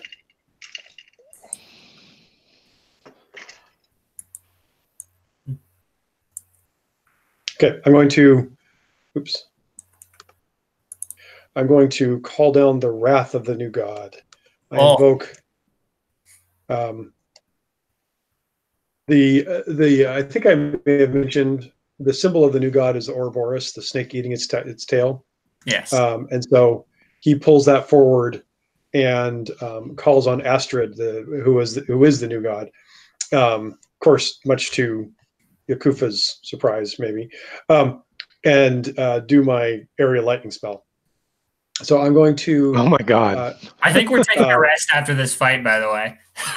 Well, yeah, I figured. Because we've got at least 12 of these things, and none of them have gone down yet. I will look for the biggest clump of them.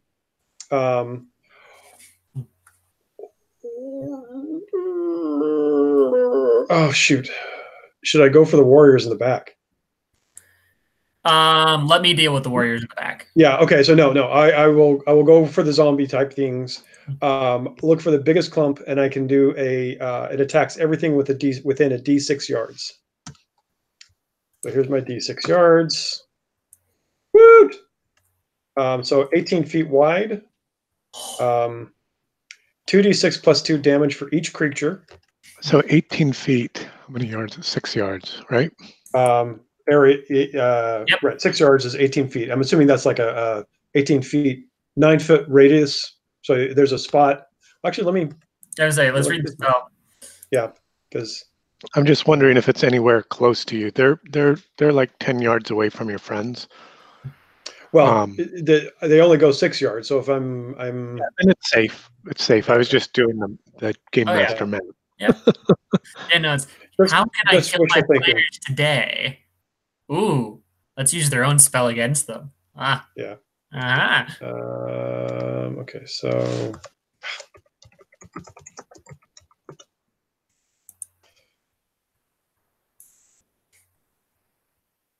Okay, so wow. Okay, it says lightning bolt strikes a target and deals damage to each creature within a d6 yards of that point. So it's a d6 yards radius. So that's 36 feet wide. So that's basically the whole width of the tunnel.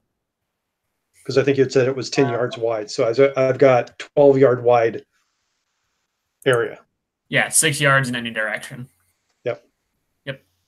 And so, So you guys are like 10 yards away from it.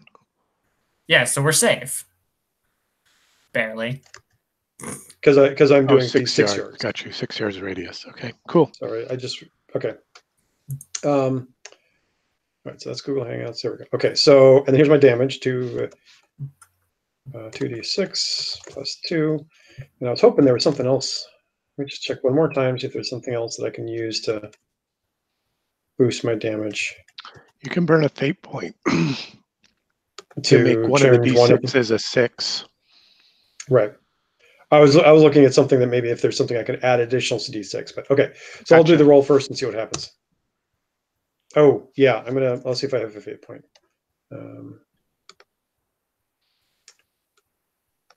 No fortune points. All right. So 8 points. Did everybody get one last session? I don't remember. I guess he wasn't on that adventure. Oh, he wasn't that. Gideon wasn't on that adventure. He was. Yeah, that's right. He was misfortunate. Yep. Okay, so 8 points total damage. Any player can burn those fortune points. That's what I was going to say. Okay, so Gideon, 808 is going to burn one of his fortune points, so that then becomes 12 points of damage total, turning the 2 into a 6. Yep. And that's anything within a 18-foot or 36-foot wide area. Yeah. So. Oh, and then so then they also everybody has does an agility. Challenge. Yeah. Okay. Creature that takes damage in this way must take an agility challenge, I'm assuming. Yeah, agility challenge. It becomes dazed for 1 round on a failure or takes half damage on a success. And dazed says cannot use actions.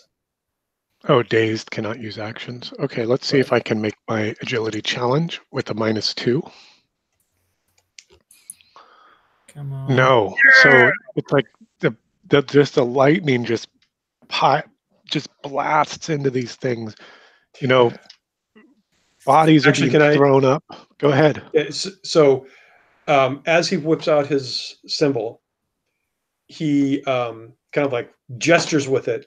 And as he like flicks it at him, the lightning comes off the symbol and is in the shape of the snake that kind of like comes out, circles around the whole circular area that is attacking, and basically eats itself and just like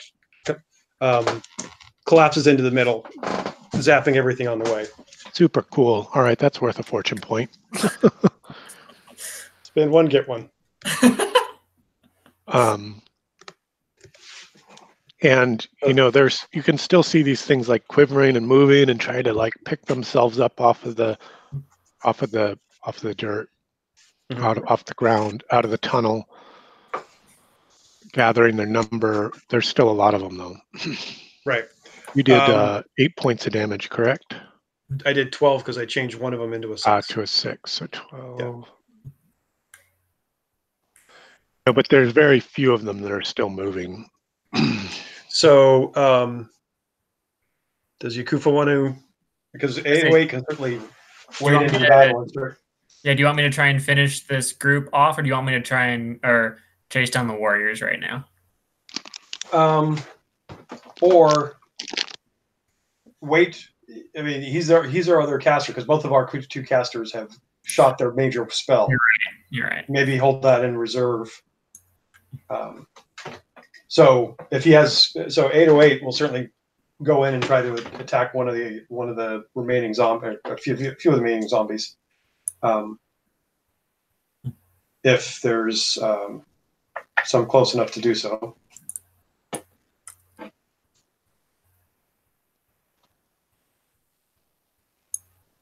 Hang on, I'm just getting an image. Sorry, that was Morgan and 808. Or sorry, Morgan and Gideon gone. Was 808 doing something? Yeah, 808's gone. What's he doing? Hasn't. What's 808 doing? He's now that the spells have gone off, he's going to wade in and start attacking the remaining zombies. Oh, he's okay. All right, go ahead and make your attack rolls. My Okay. defense is an 8. Okay. So he's using his plumber's wrench, That's right. which gives him. It's not a magic weapon, but he's just got his normal warrior benefit of an additional D6. Let me quickly check something here.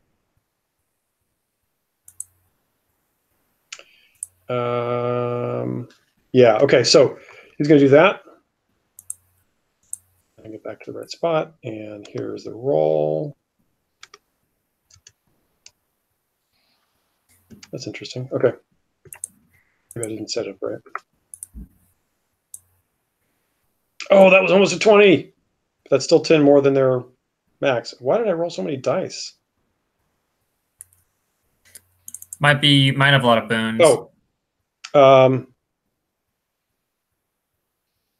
2d.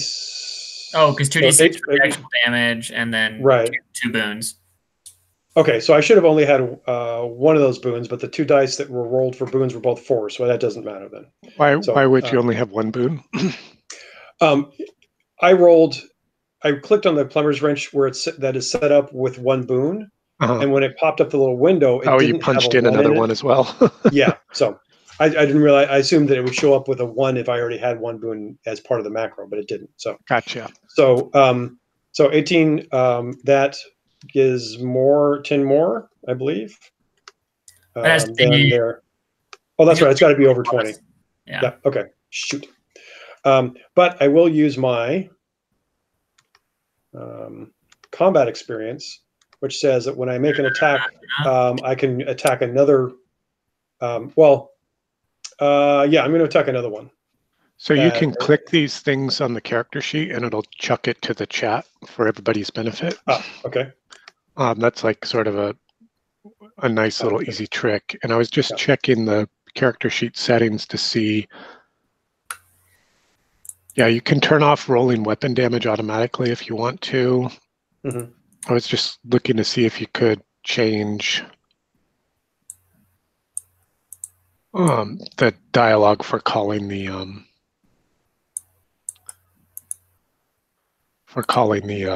boon and banes, but I don't see it. So right. Okay. That looks like it's always done. There's my ability, and I will use it to immediately attack another one of the zombies. Okay.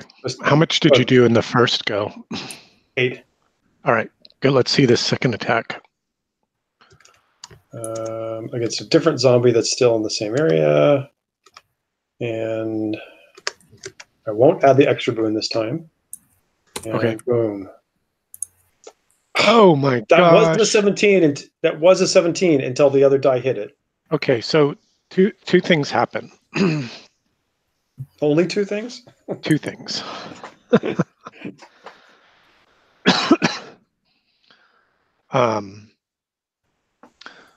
So show us how 808 scatters these foes before him, but then share with us what misfortune befalls him. And if you don't create the misfortune, I will. So I'm giving you an opportunity here. Right, yeah. Like the parent that says, okay, you did something wrong. What's the punishment you want? Right. So 808 clomps forward using his normal, like, rush in and smash things standard attack. Mentality, yeah. Yeah, he goes in and he's got his giant plumber's wrench that he just swings wide. He smacks one of the zombies on their head, and caves it in. But as he's swinging, he keeps swinging. He did misjudge the size of the tunnel. He swings up and hits the roof with his wrench, and some of the rocks start falling down on him. And he will take a bane in the next attack because he's like starting to be knocked about by the. Okay, great. Attack. I like that a lot. Although it's even worse. The rock fall that you created. Go ahead and make an agility challenge with the bane. Oh, that's bad. Okay.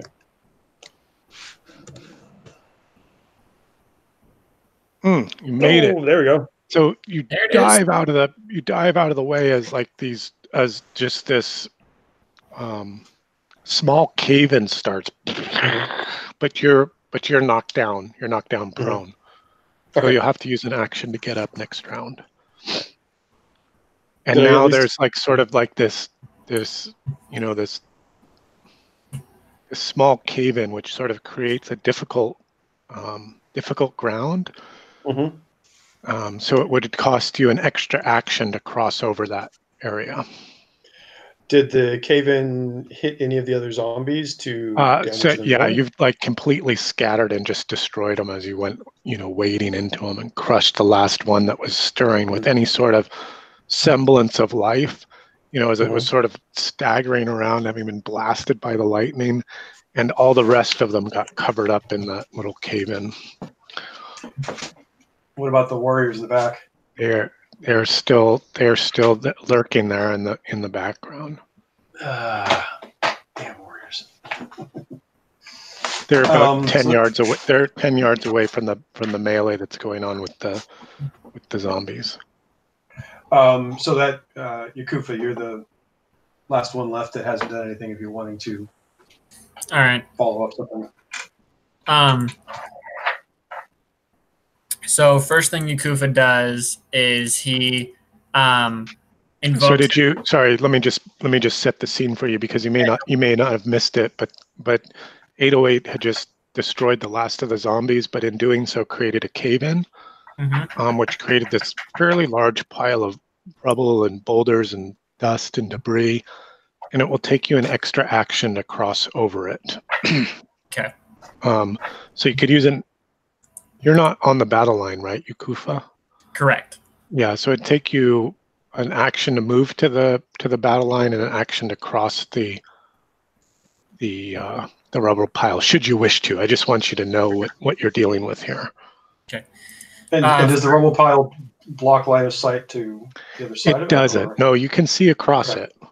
Okay. And let's see, who's your light bearer? Yakufa. Yakufa and Oh yeah, both and, Yakufa and 808 have light sources. Okay. All right, Yakufa, what are you going to do? First thing Yakufa does is he invokes his divine ecstasy. Oh, what the hell? that doesn't sound good. Didn't your parents talk to you about that stuff? How do I dump it to the chat again? You just click the title. Okay. Let me look at the character sheet with you. I'm not familiar with your character sheet. Did you figure it out? Yep, got it. Oh wow, that's a lot of words. Words. So I use an action to enter a state of divine ecstasy, which lasts for a minute. Okay. Basically, I invoke the death god inside me, basically. Okay. So you get plus 10 health. Can't be charmed. You gain it. You cannot gain insanity. You make intellect, will, and perception. The boon. When it ends, you must make a will challenge or gain 1 insanity point. Okay. Oh, wow. And you can use this talent a number of times equal to your power. Yep. Okay, so it's like not quite a spell, but like an ability. Okay, Exactly. cool. So I bring death god's power onto me, and you can see behind the skull mask, my own face just kind of begins taking on the visage of a skull. And I draw my weapon and I advance to the edge of the rubble with my second action. Okay, kind of like guarding up on the other side. Exactly. All right, let's see what these guys are going to do.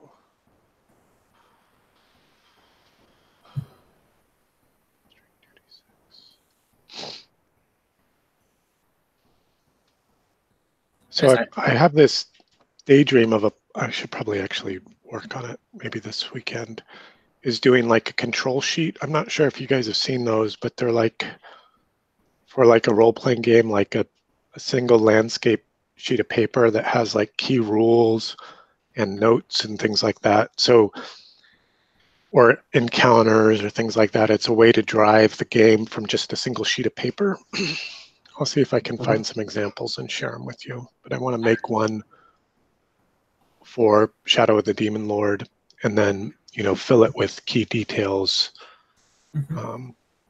rules or form fields for the specific scenarios. Yeah.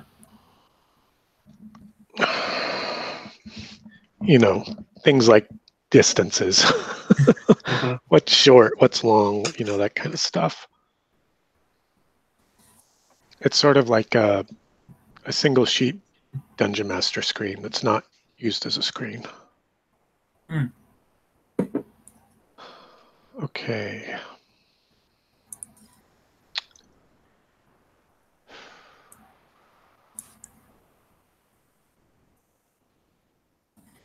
I figured using my magic to jump in on those two guys and attack them, probably not the smartest thing in the world. Sure. So you can see them lurking on the edge of the shadows there. Figures, really, more than anything else. Shapes, amorphous shapes in the dark, because you had to leave your torch behind as you drew up your great weapon. Yes, I did. And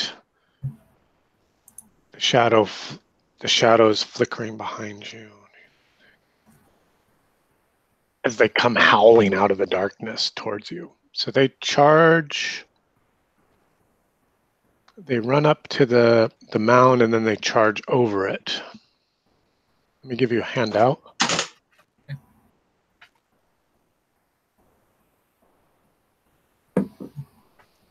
Add handout.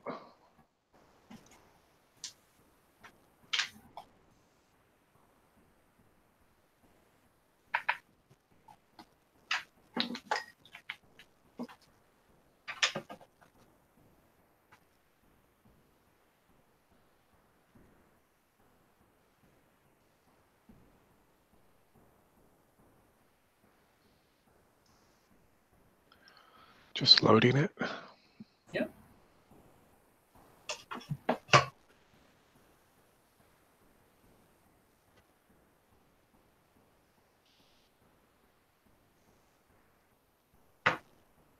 Ooh.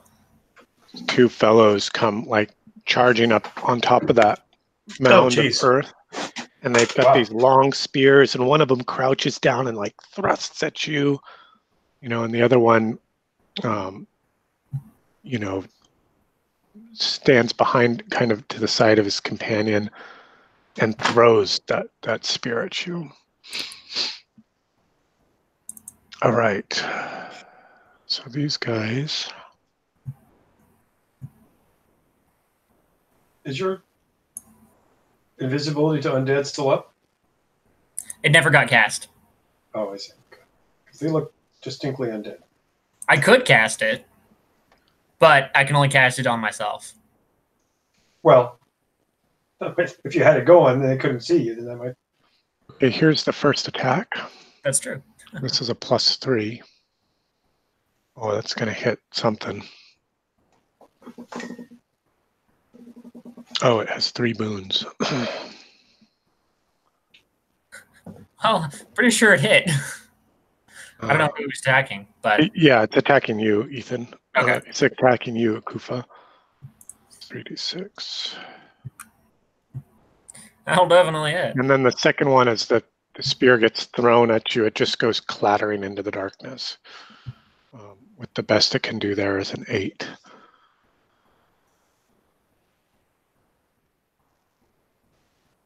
Okay.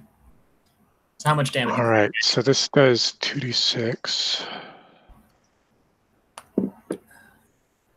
And it's like kind of glancing. It glances up and across your shoulder as he stabs down at you from the top of this rubble pile, and it burns. It's like you got touched with the hot brand.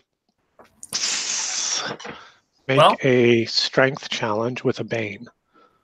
Fortunately, that went into my bonus pool, so that's good. Oh, right, your extra 10. Mm-hmm. Yep. Bane? Yep, a strength challenge with the bane. We good. What's your strength? The strength challenge, right? 11. Oh yeah, you are good. Yep.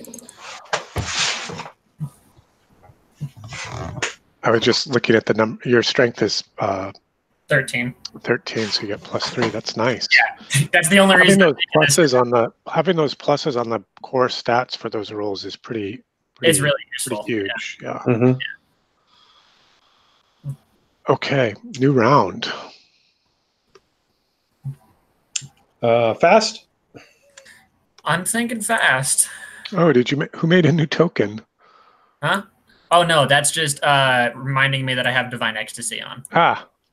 Oh, I see. You just put the special. You put one of the things on it because the tokens are so small. It kind of fills the whole space. Yeah. It's a cool thing for Yukufa, though. I like that token. Yeah, it's not bad.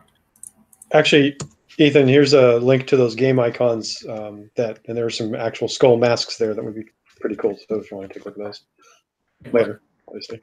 Yeah. So yeah, fast, smack. Morgan, slow or fast? Is also going to go fast. All right, gents, you are up. Well,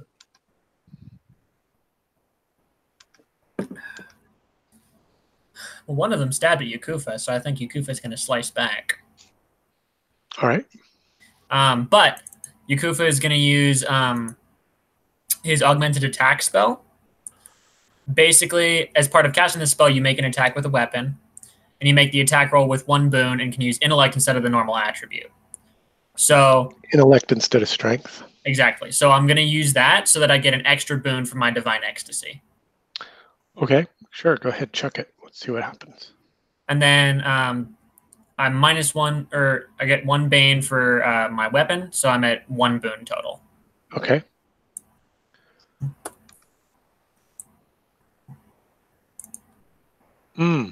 Oh man. 16. Oh, how did you? Oh, 1 boon total. And your intellect is a 13 as well? Yep. Nice. I'm an intellect strength guy. So you threw a 16. That's a hit. Okay. Go ahead and roll your damage. 3d6. 7. 7. Oh, these guys are going fast too. Sorry, guys. That's fine. 7, eh? Mm-hmm.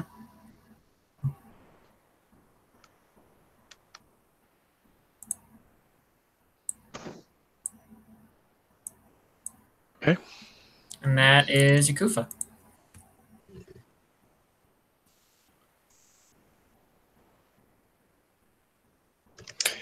I'm now regretting going fast because I've got I think you're down. cool stuff. You want to go? Do you want to change, or you're good? Yeah, if I can. I'd already declared though, so I'm fine staying where I am. Oh, okay. Oh, you did declare fast. Okay, Yeah. let's just everybody stick fast this round and get through it. There was thinking, oh yeah, that's right. I could do this and I could do this. And Okay, then there's that. Okay, Right, so that was Yukufa done. There's a guy that's kind of like further back. Yeah, he's like just on the other side of, he's still in the battle line. He's still in the melee. Mhm. He's just like slightly to the rear of his companion. He threw a spear at Yukufa. Right. Well, the bright side doesn't have a spear anymore. But he does draw this, Sword. like what looks like a Viking sword, long and straight with that funny pommel. Yeah. So when I have a skill like that combat expertise I used before, Mhm. do I need to declare what I'm doing with it before I attack? I would think that. No. No. Okay. So I can see how it goes and then decide if I want to roll. Okay. Yep. Okay. So I will then 808-800-8135 will step up with his plumber's wrench and attack the guy that's a little bit further back. Okay. And swam, and luckily not take the roof down this time. But luckily. But let's see. Does it say? Let me just check something real quick. Dump this to the chat again. And okay, so I don't have to be successful to do another attack. I just have to take an action with a weapon. So, Right. are the two close enough together that I can attack the other one also? Yeah, right. You can like, do like a, bring it back around or backhand Yep. at him or. Yep. I will do that. Okay. And here's the 808's other attack. Oh man. Jeez. Oh, jeez. Ethan, what are Okay. you doing? Save us, Mr. Wizard. Morgan is using her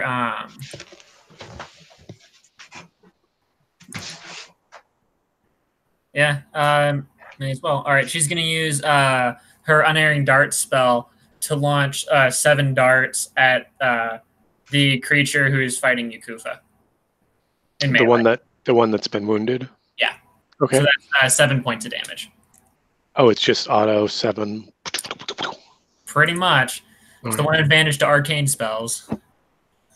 That'll hit. 7, eh? Okay. 7 darts. And that's her. Okay. Gideon?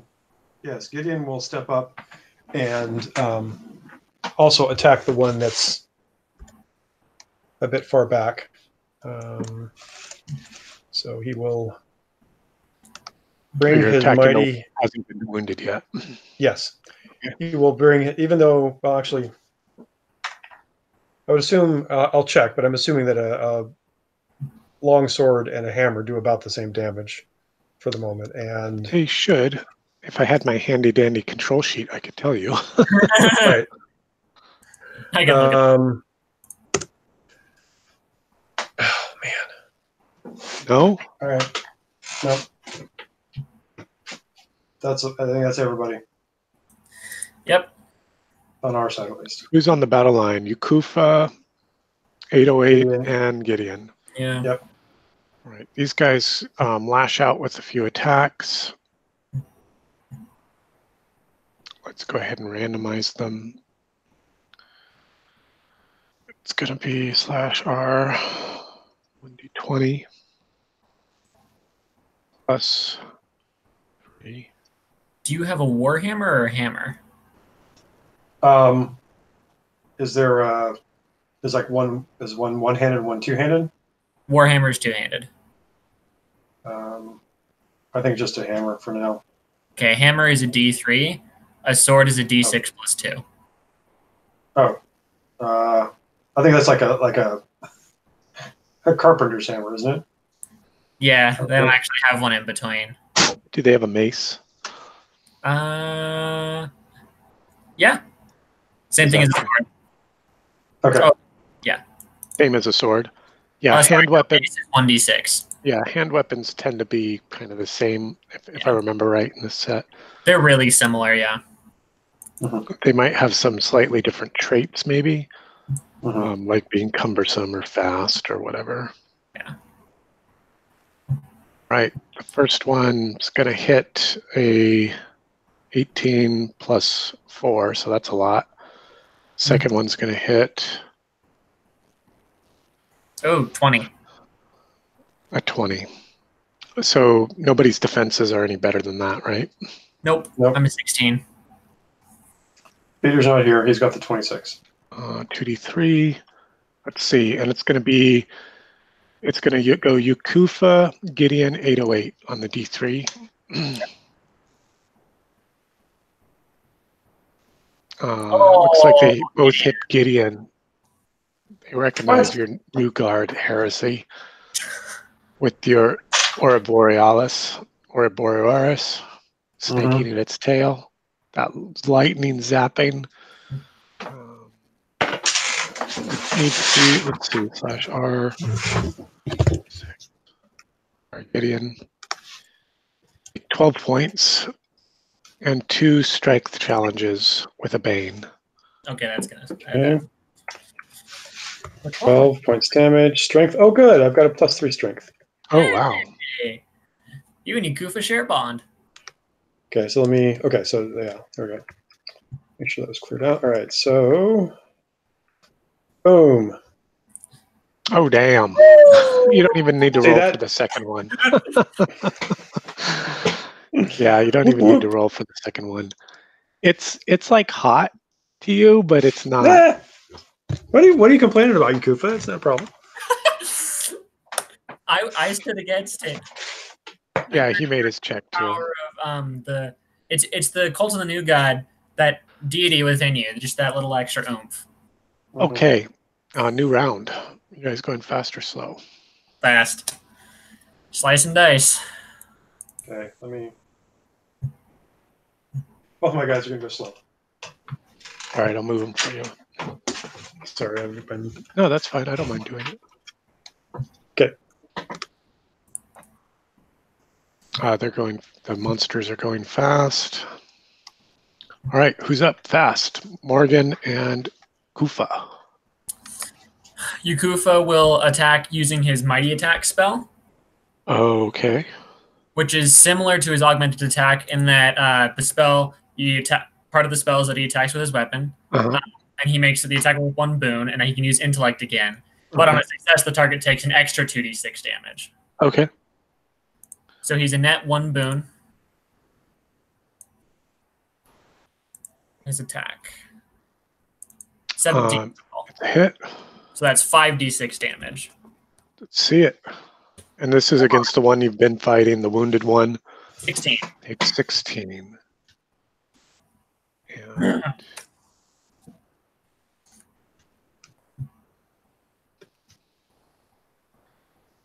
yeah, that's brutal. But he's like still standing, like staggers back. Dang. Arm's been lopped off. And like this faint white smoke starts issuing from his shoulder. Oh.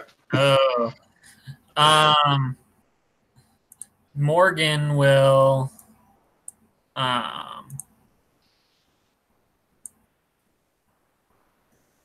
Morgan will try and blast this creature with her burning beam. The one that Yukufa just cut. Yeah. What does burning beam do?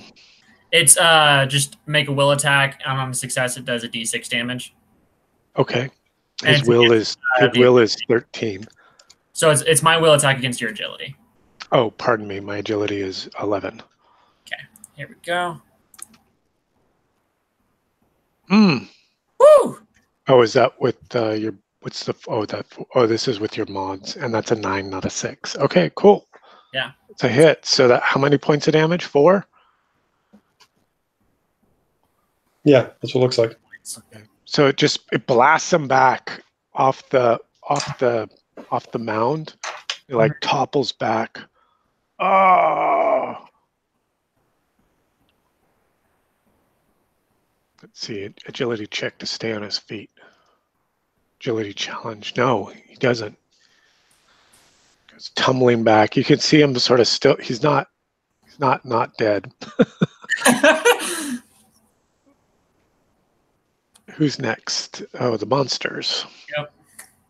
Let's see. 3 targets on the line. Mm-hmm.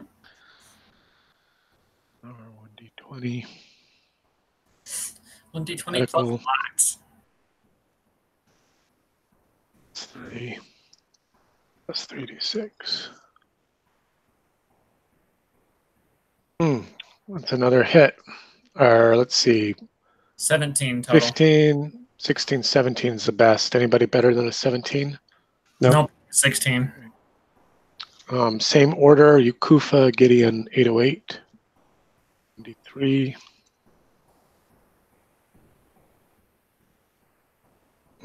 That's on Yukufa.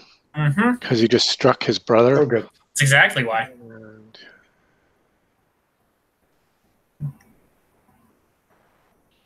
And then take 10 and make a strength challenge with a Bane. Okay.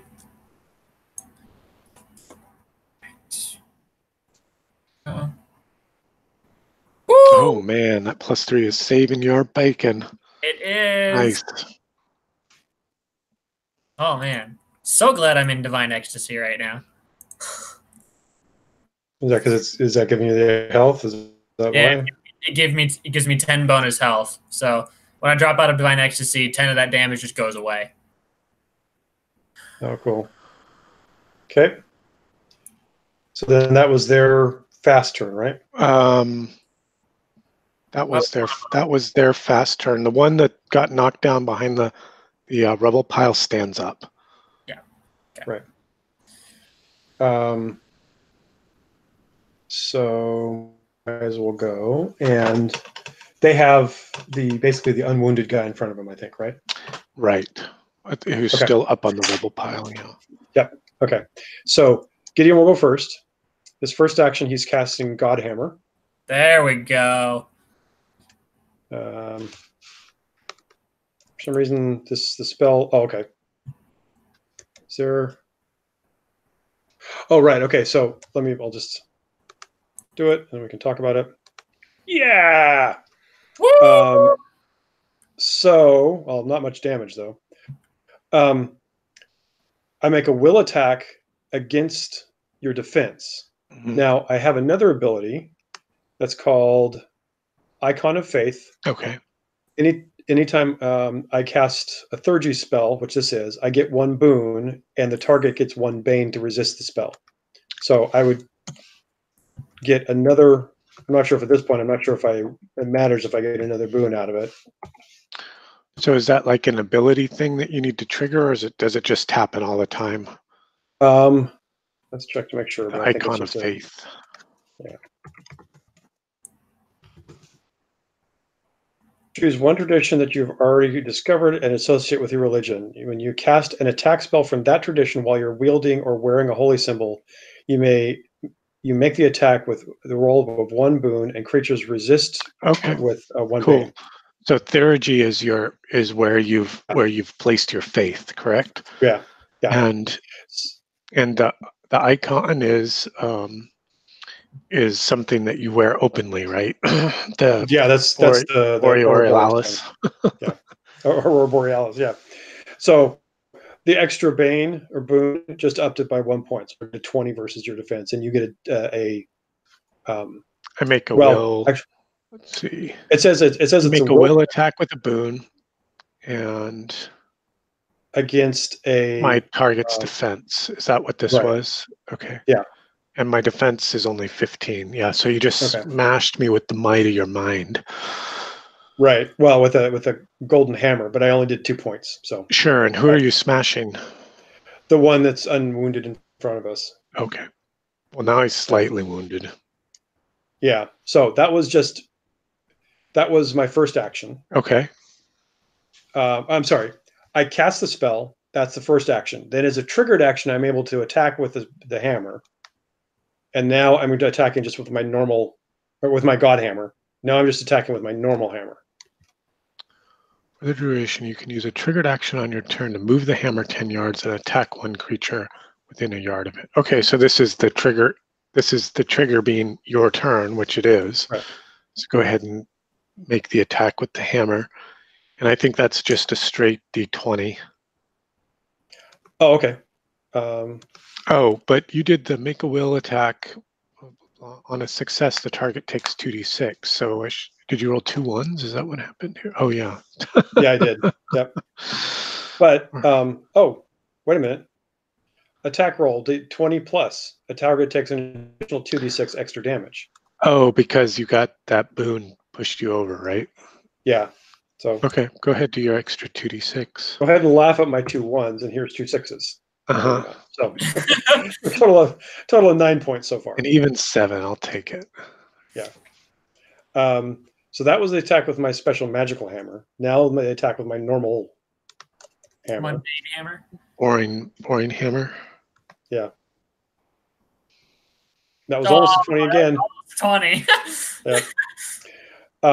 Okay, so I need to go back and mark down these spells before I forget. Yep. So I've done the Wrath of God, and I've done the God Hammer. Okay, so why is it not sticking? Okay. So now Boobies is going to cast his Sparking Shield. Dun, dun, dun, dun. Not sure why it. Oh, okay.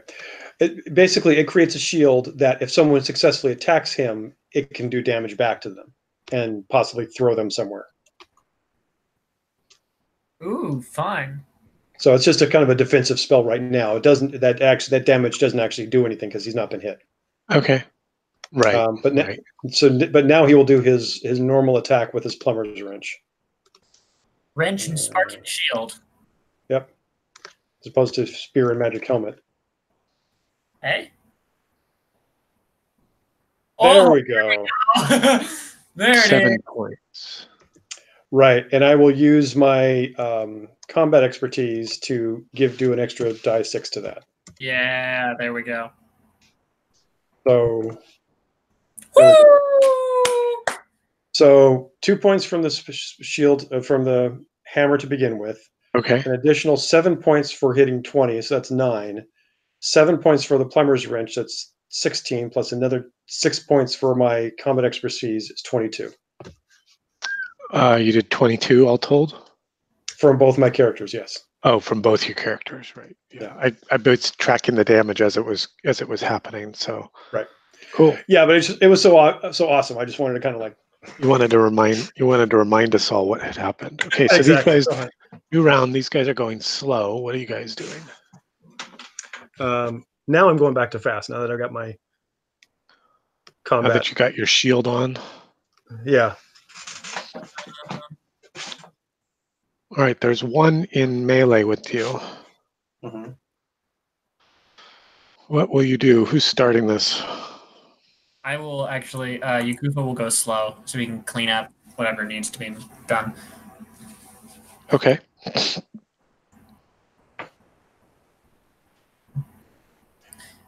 Actually, Gideon is going to step back out of combat. Because he's kind of fucked up. Well, he's not that bad, but he has the ability to still use his god hammer as a trigger. Oh, right, remotely. That's true. He has his drone attack. Yeah, exactly. And then, right. So we'll do the god hammer first, and it's against your. So I get an additional boon because of my Theurgy spell. Shoot. No, I got a 15. Okay, made it. All right. What happened? Wow. 6 of boon is 6. Yep. Is it? Let's see. Triggered. Yes. A glowing hammer appears for the duration. You can use a triggered action on your turn to move it. Make a will attack with a 1 boon. Okay, so it's always like a will attack with 1 boon. Right, but because of my spell, because of my icon of faith, I get an additional boon. Right, so it's with 2 that. boons, right? Mm-hmm. Yeah. Okay. So did you beat my defense of 15? You did. Yep, and I get 8 damage. 8 damage. Mm-hmm. Ah! Thunk. I ran up there on the pile of rubble. Who's next?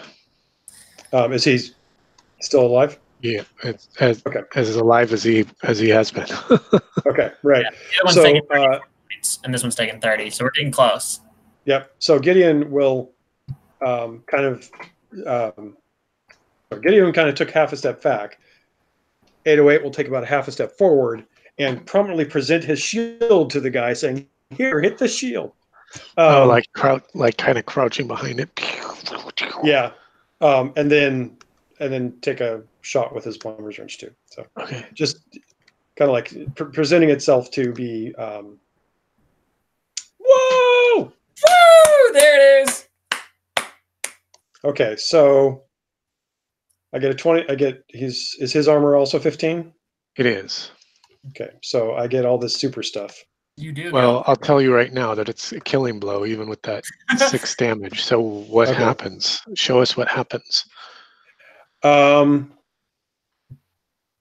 the guy is starting to, the warrior is starting to step forward to prepare to take his attack. Mm-hmm. But as he stepped forward, he kind of stumbles on the rubble, and 808 is like doing a low swinging with his wrench, and basically just catches the guy as he's starting to fall forward, and catches him square in the chest, and basically sinks the wrench deep into his chest and out the backside. And he falls in twain. Yes. All right. That was awesome. Morgan. Morgan is going to throw one of her magic darts at the one remaining creature. Okay. How much damage? Is it like an auto hit or? Auto hit for 1d3 plus 1. Okay, let's see it.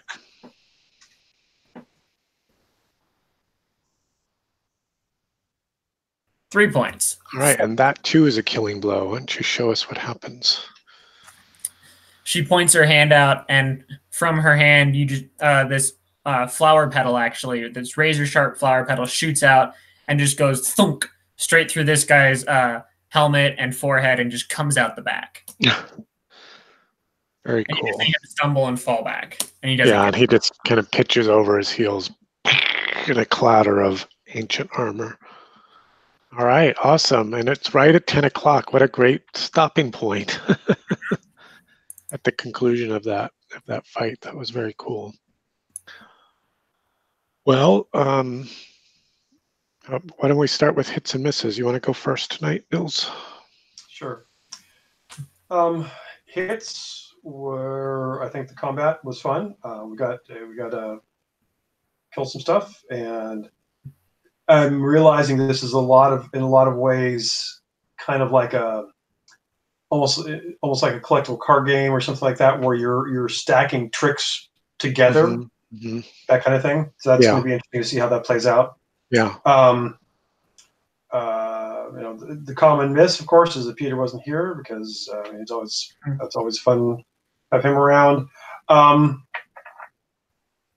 I think just in general, I would say that another miss would be just that it seemed to. I know we were kind of setting things up and we had a new character, but it seemed to take a little while to get us going and actually into the story. Yeah. But that's kind of just a given because of special circumstances. So. Yeah, I would agree with that too. I will say that my miss tonight was getting things started. And moving us into the next story. I still struggle with this. I don't want to just kind of plop you guys right at the mouth of the adventure, but maybe that's what I should be doing.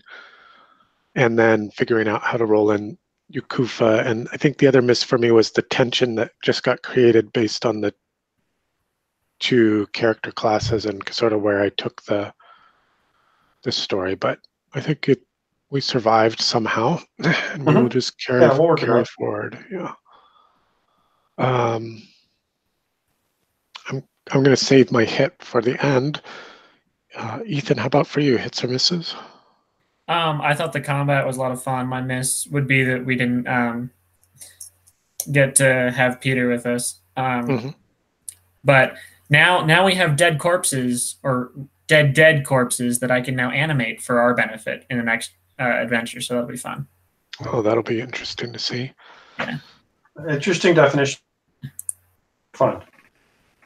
Different and interesting definition of fun, right? And for me, my hit was being able to set this map up pretty quickly tonight, and not mess around with the dynamic lighting. Just use the traditional Polygonus Revealus and Theater of Mind It. So that was a lot of fun. Yeah. Cool. All right, guys. Well, thanks for a great Thursday night game. As always, that's a highlight for my week, and I'm still having a lot of fun with that. Can't wait for next week. Oh, yeah. Let's kill the broadcast.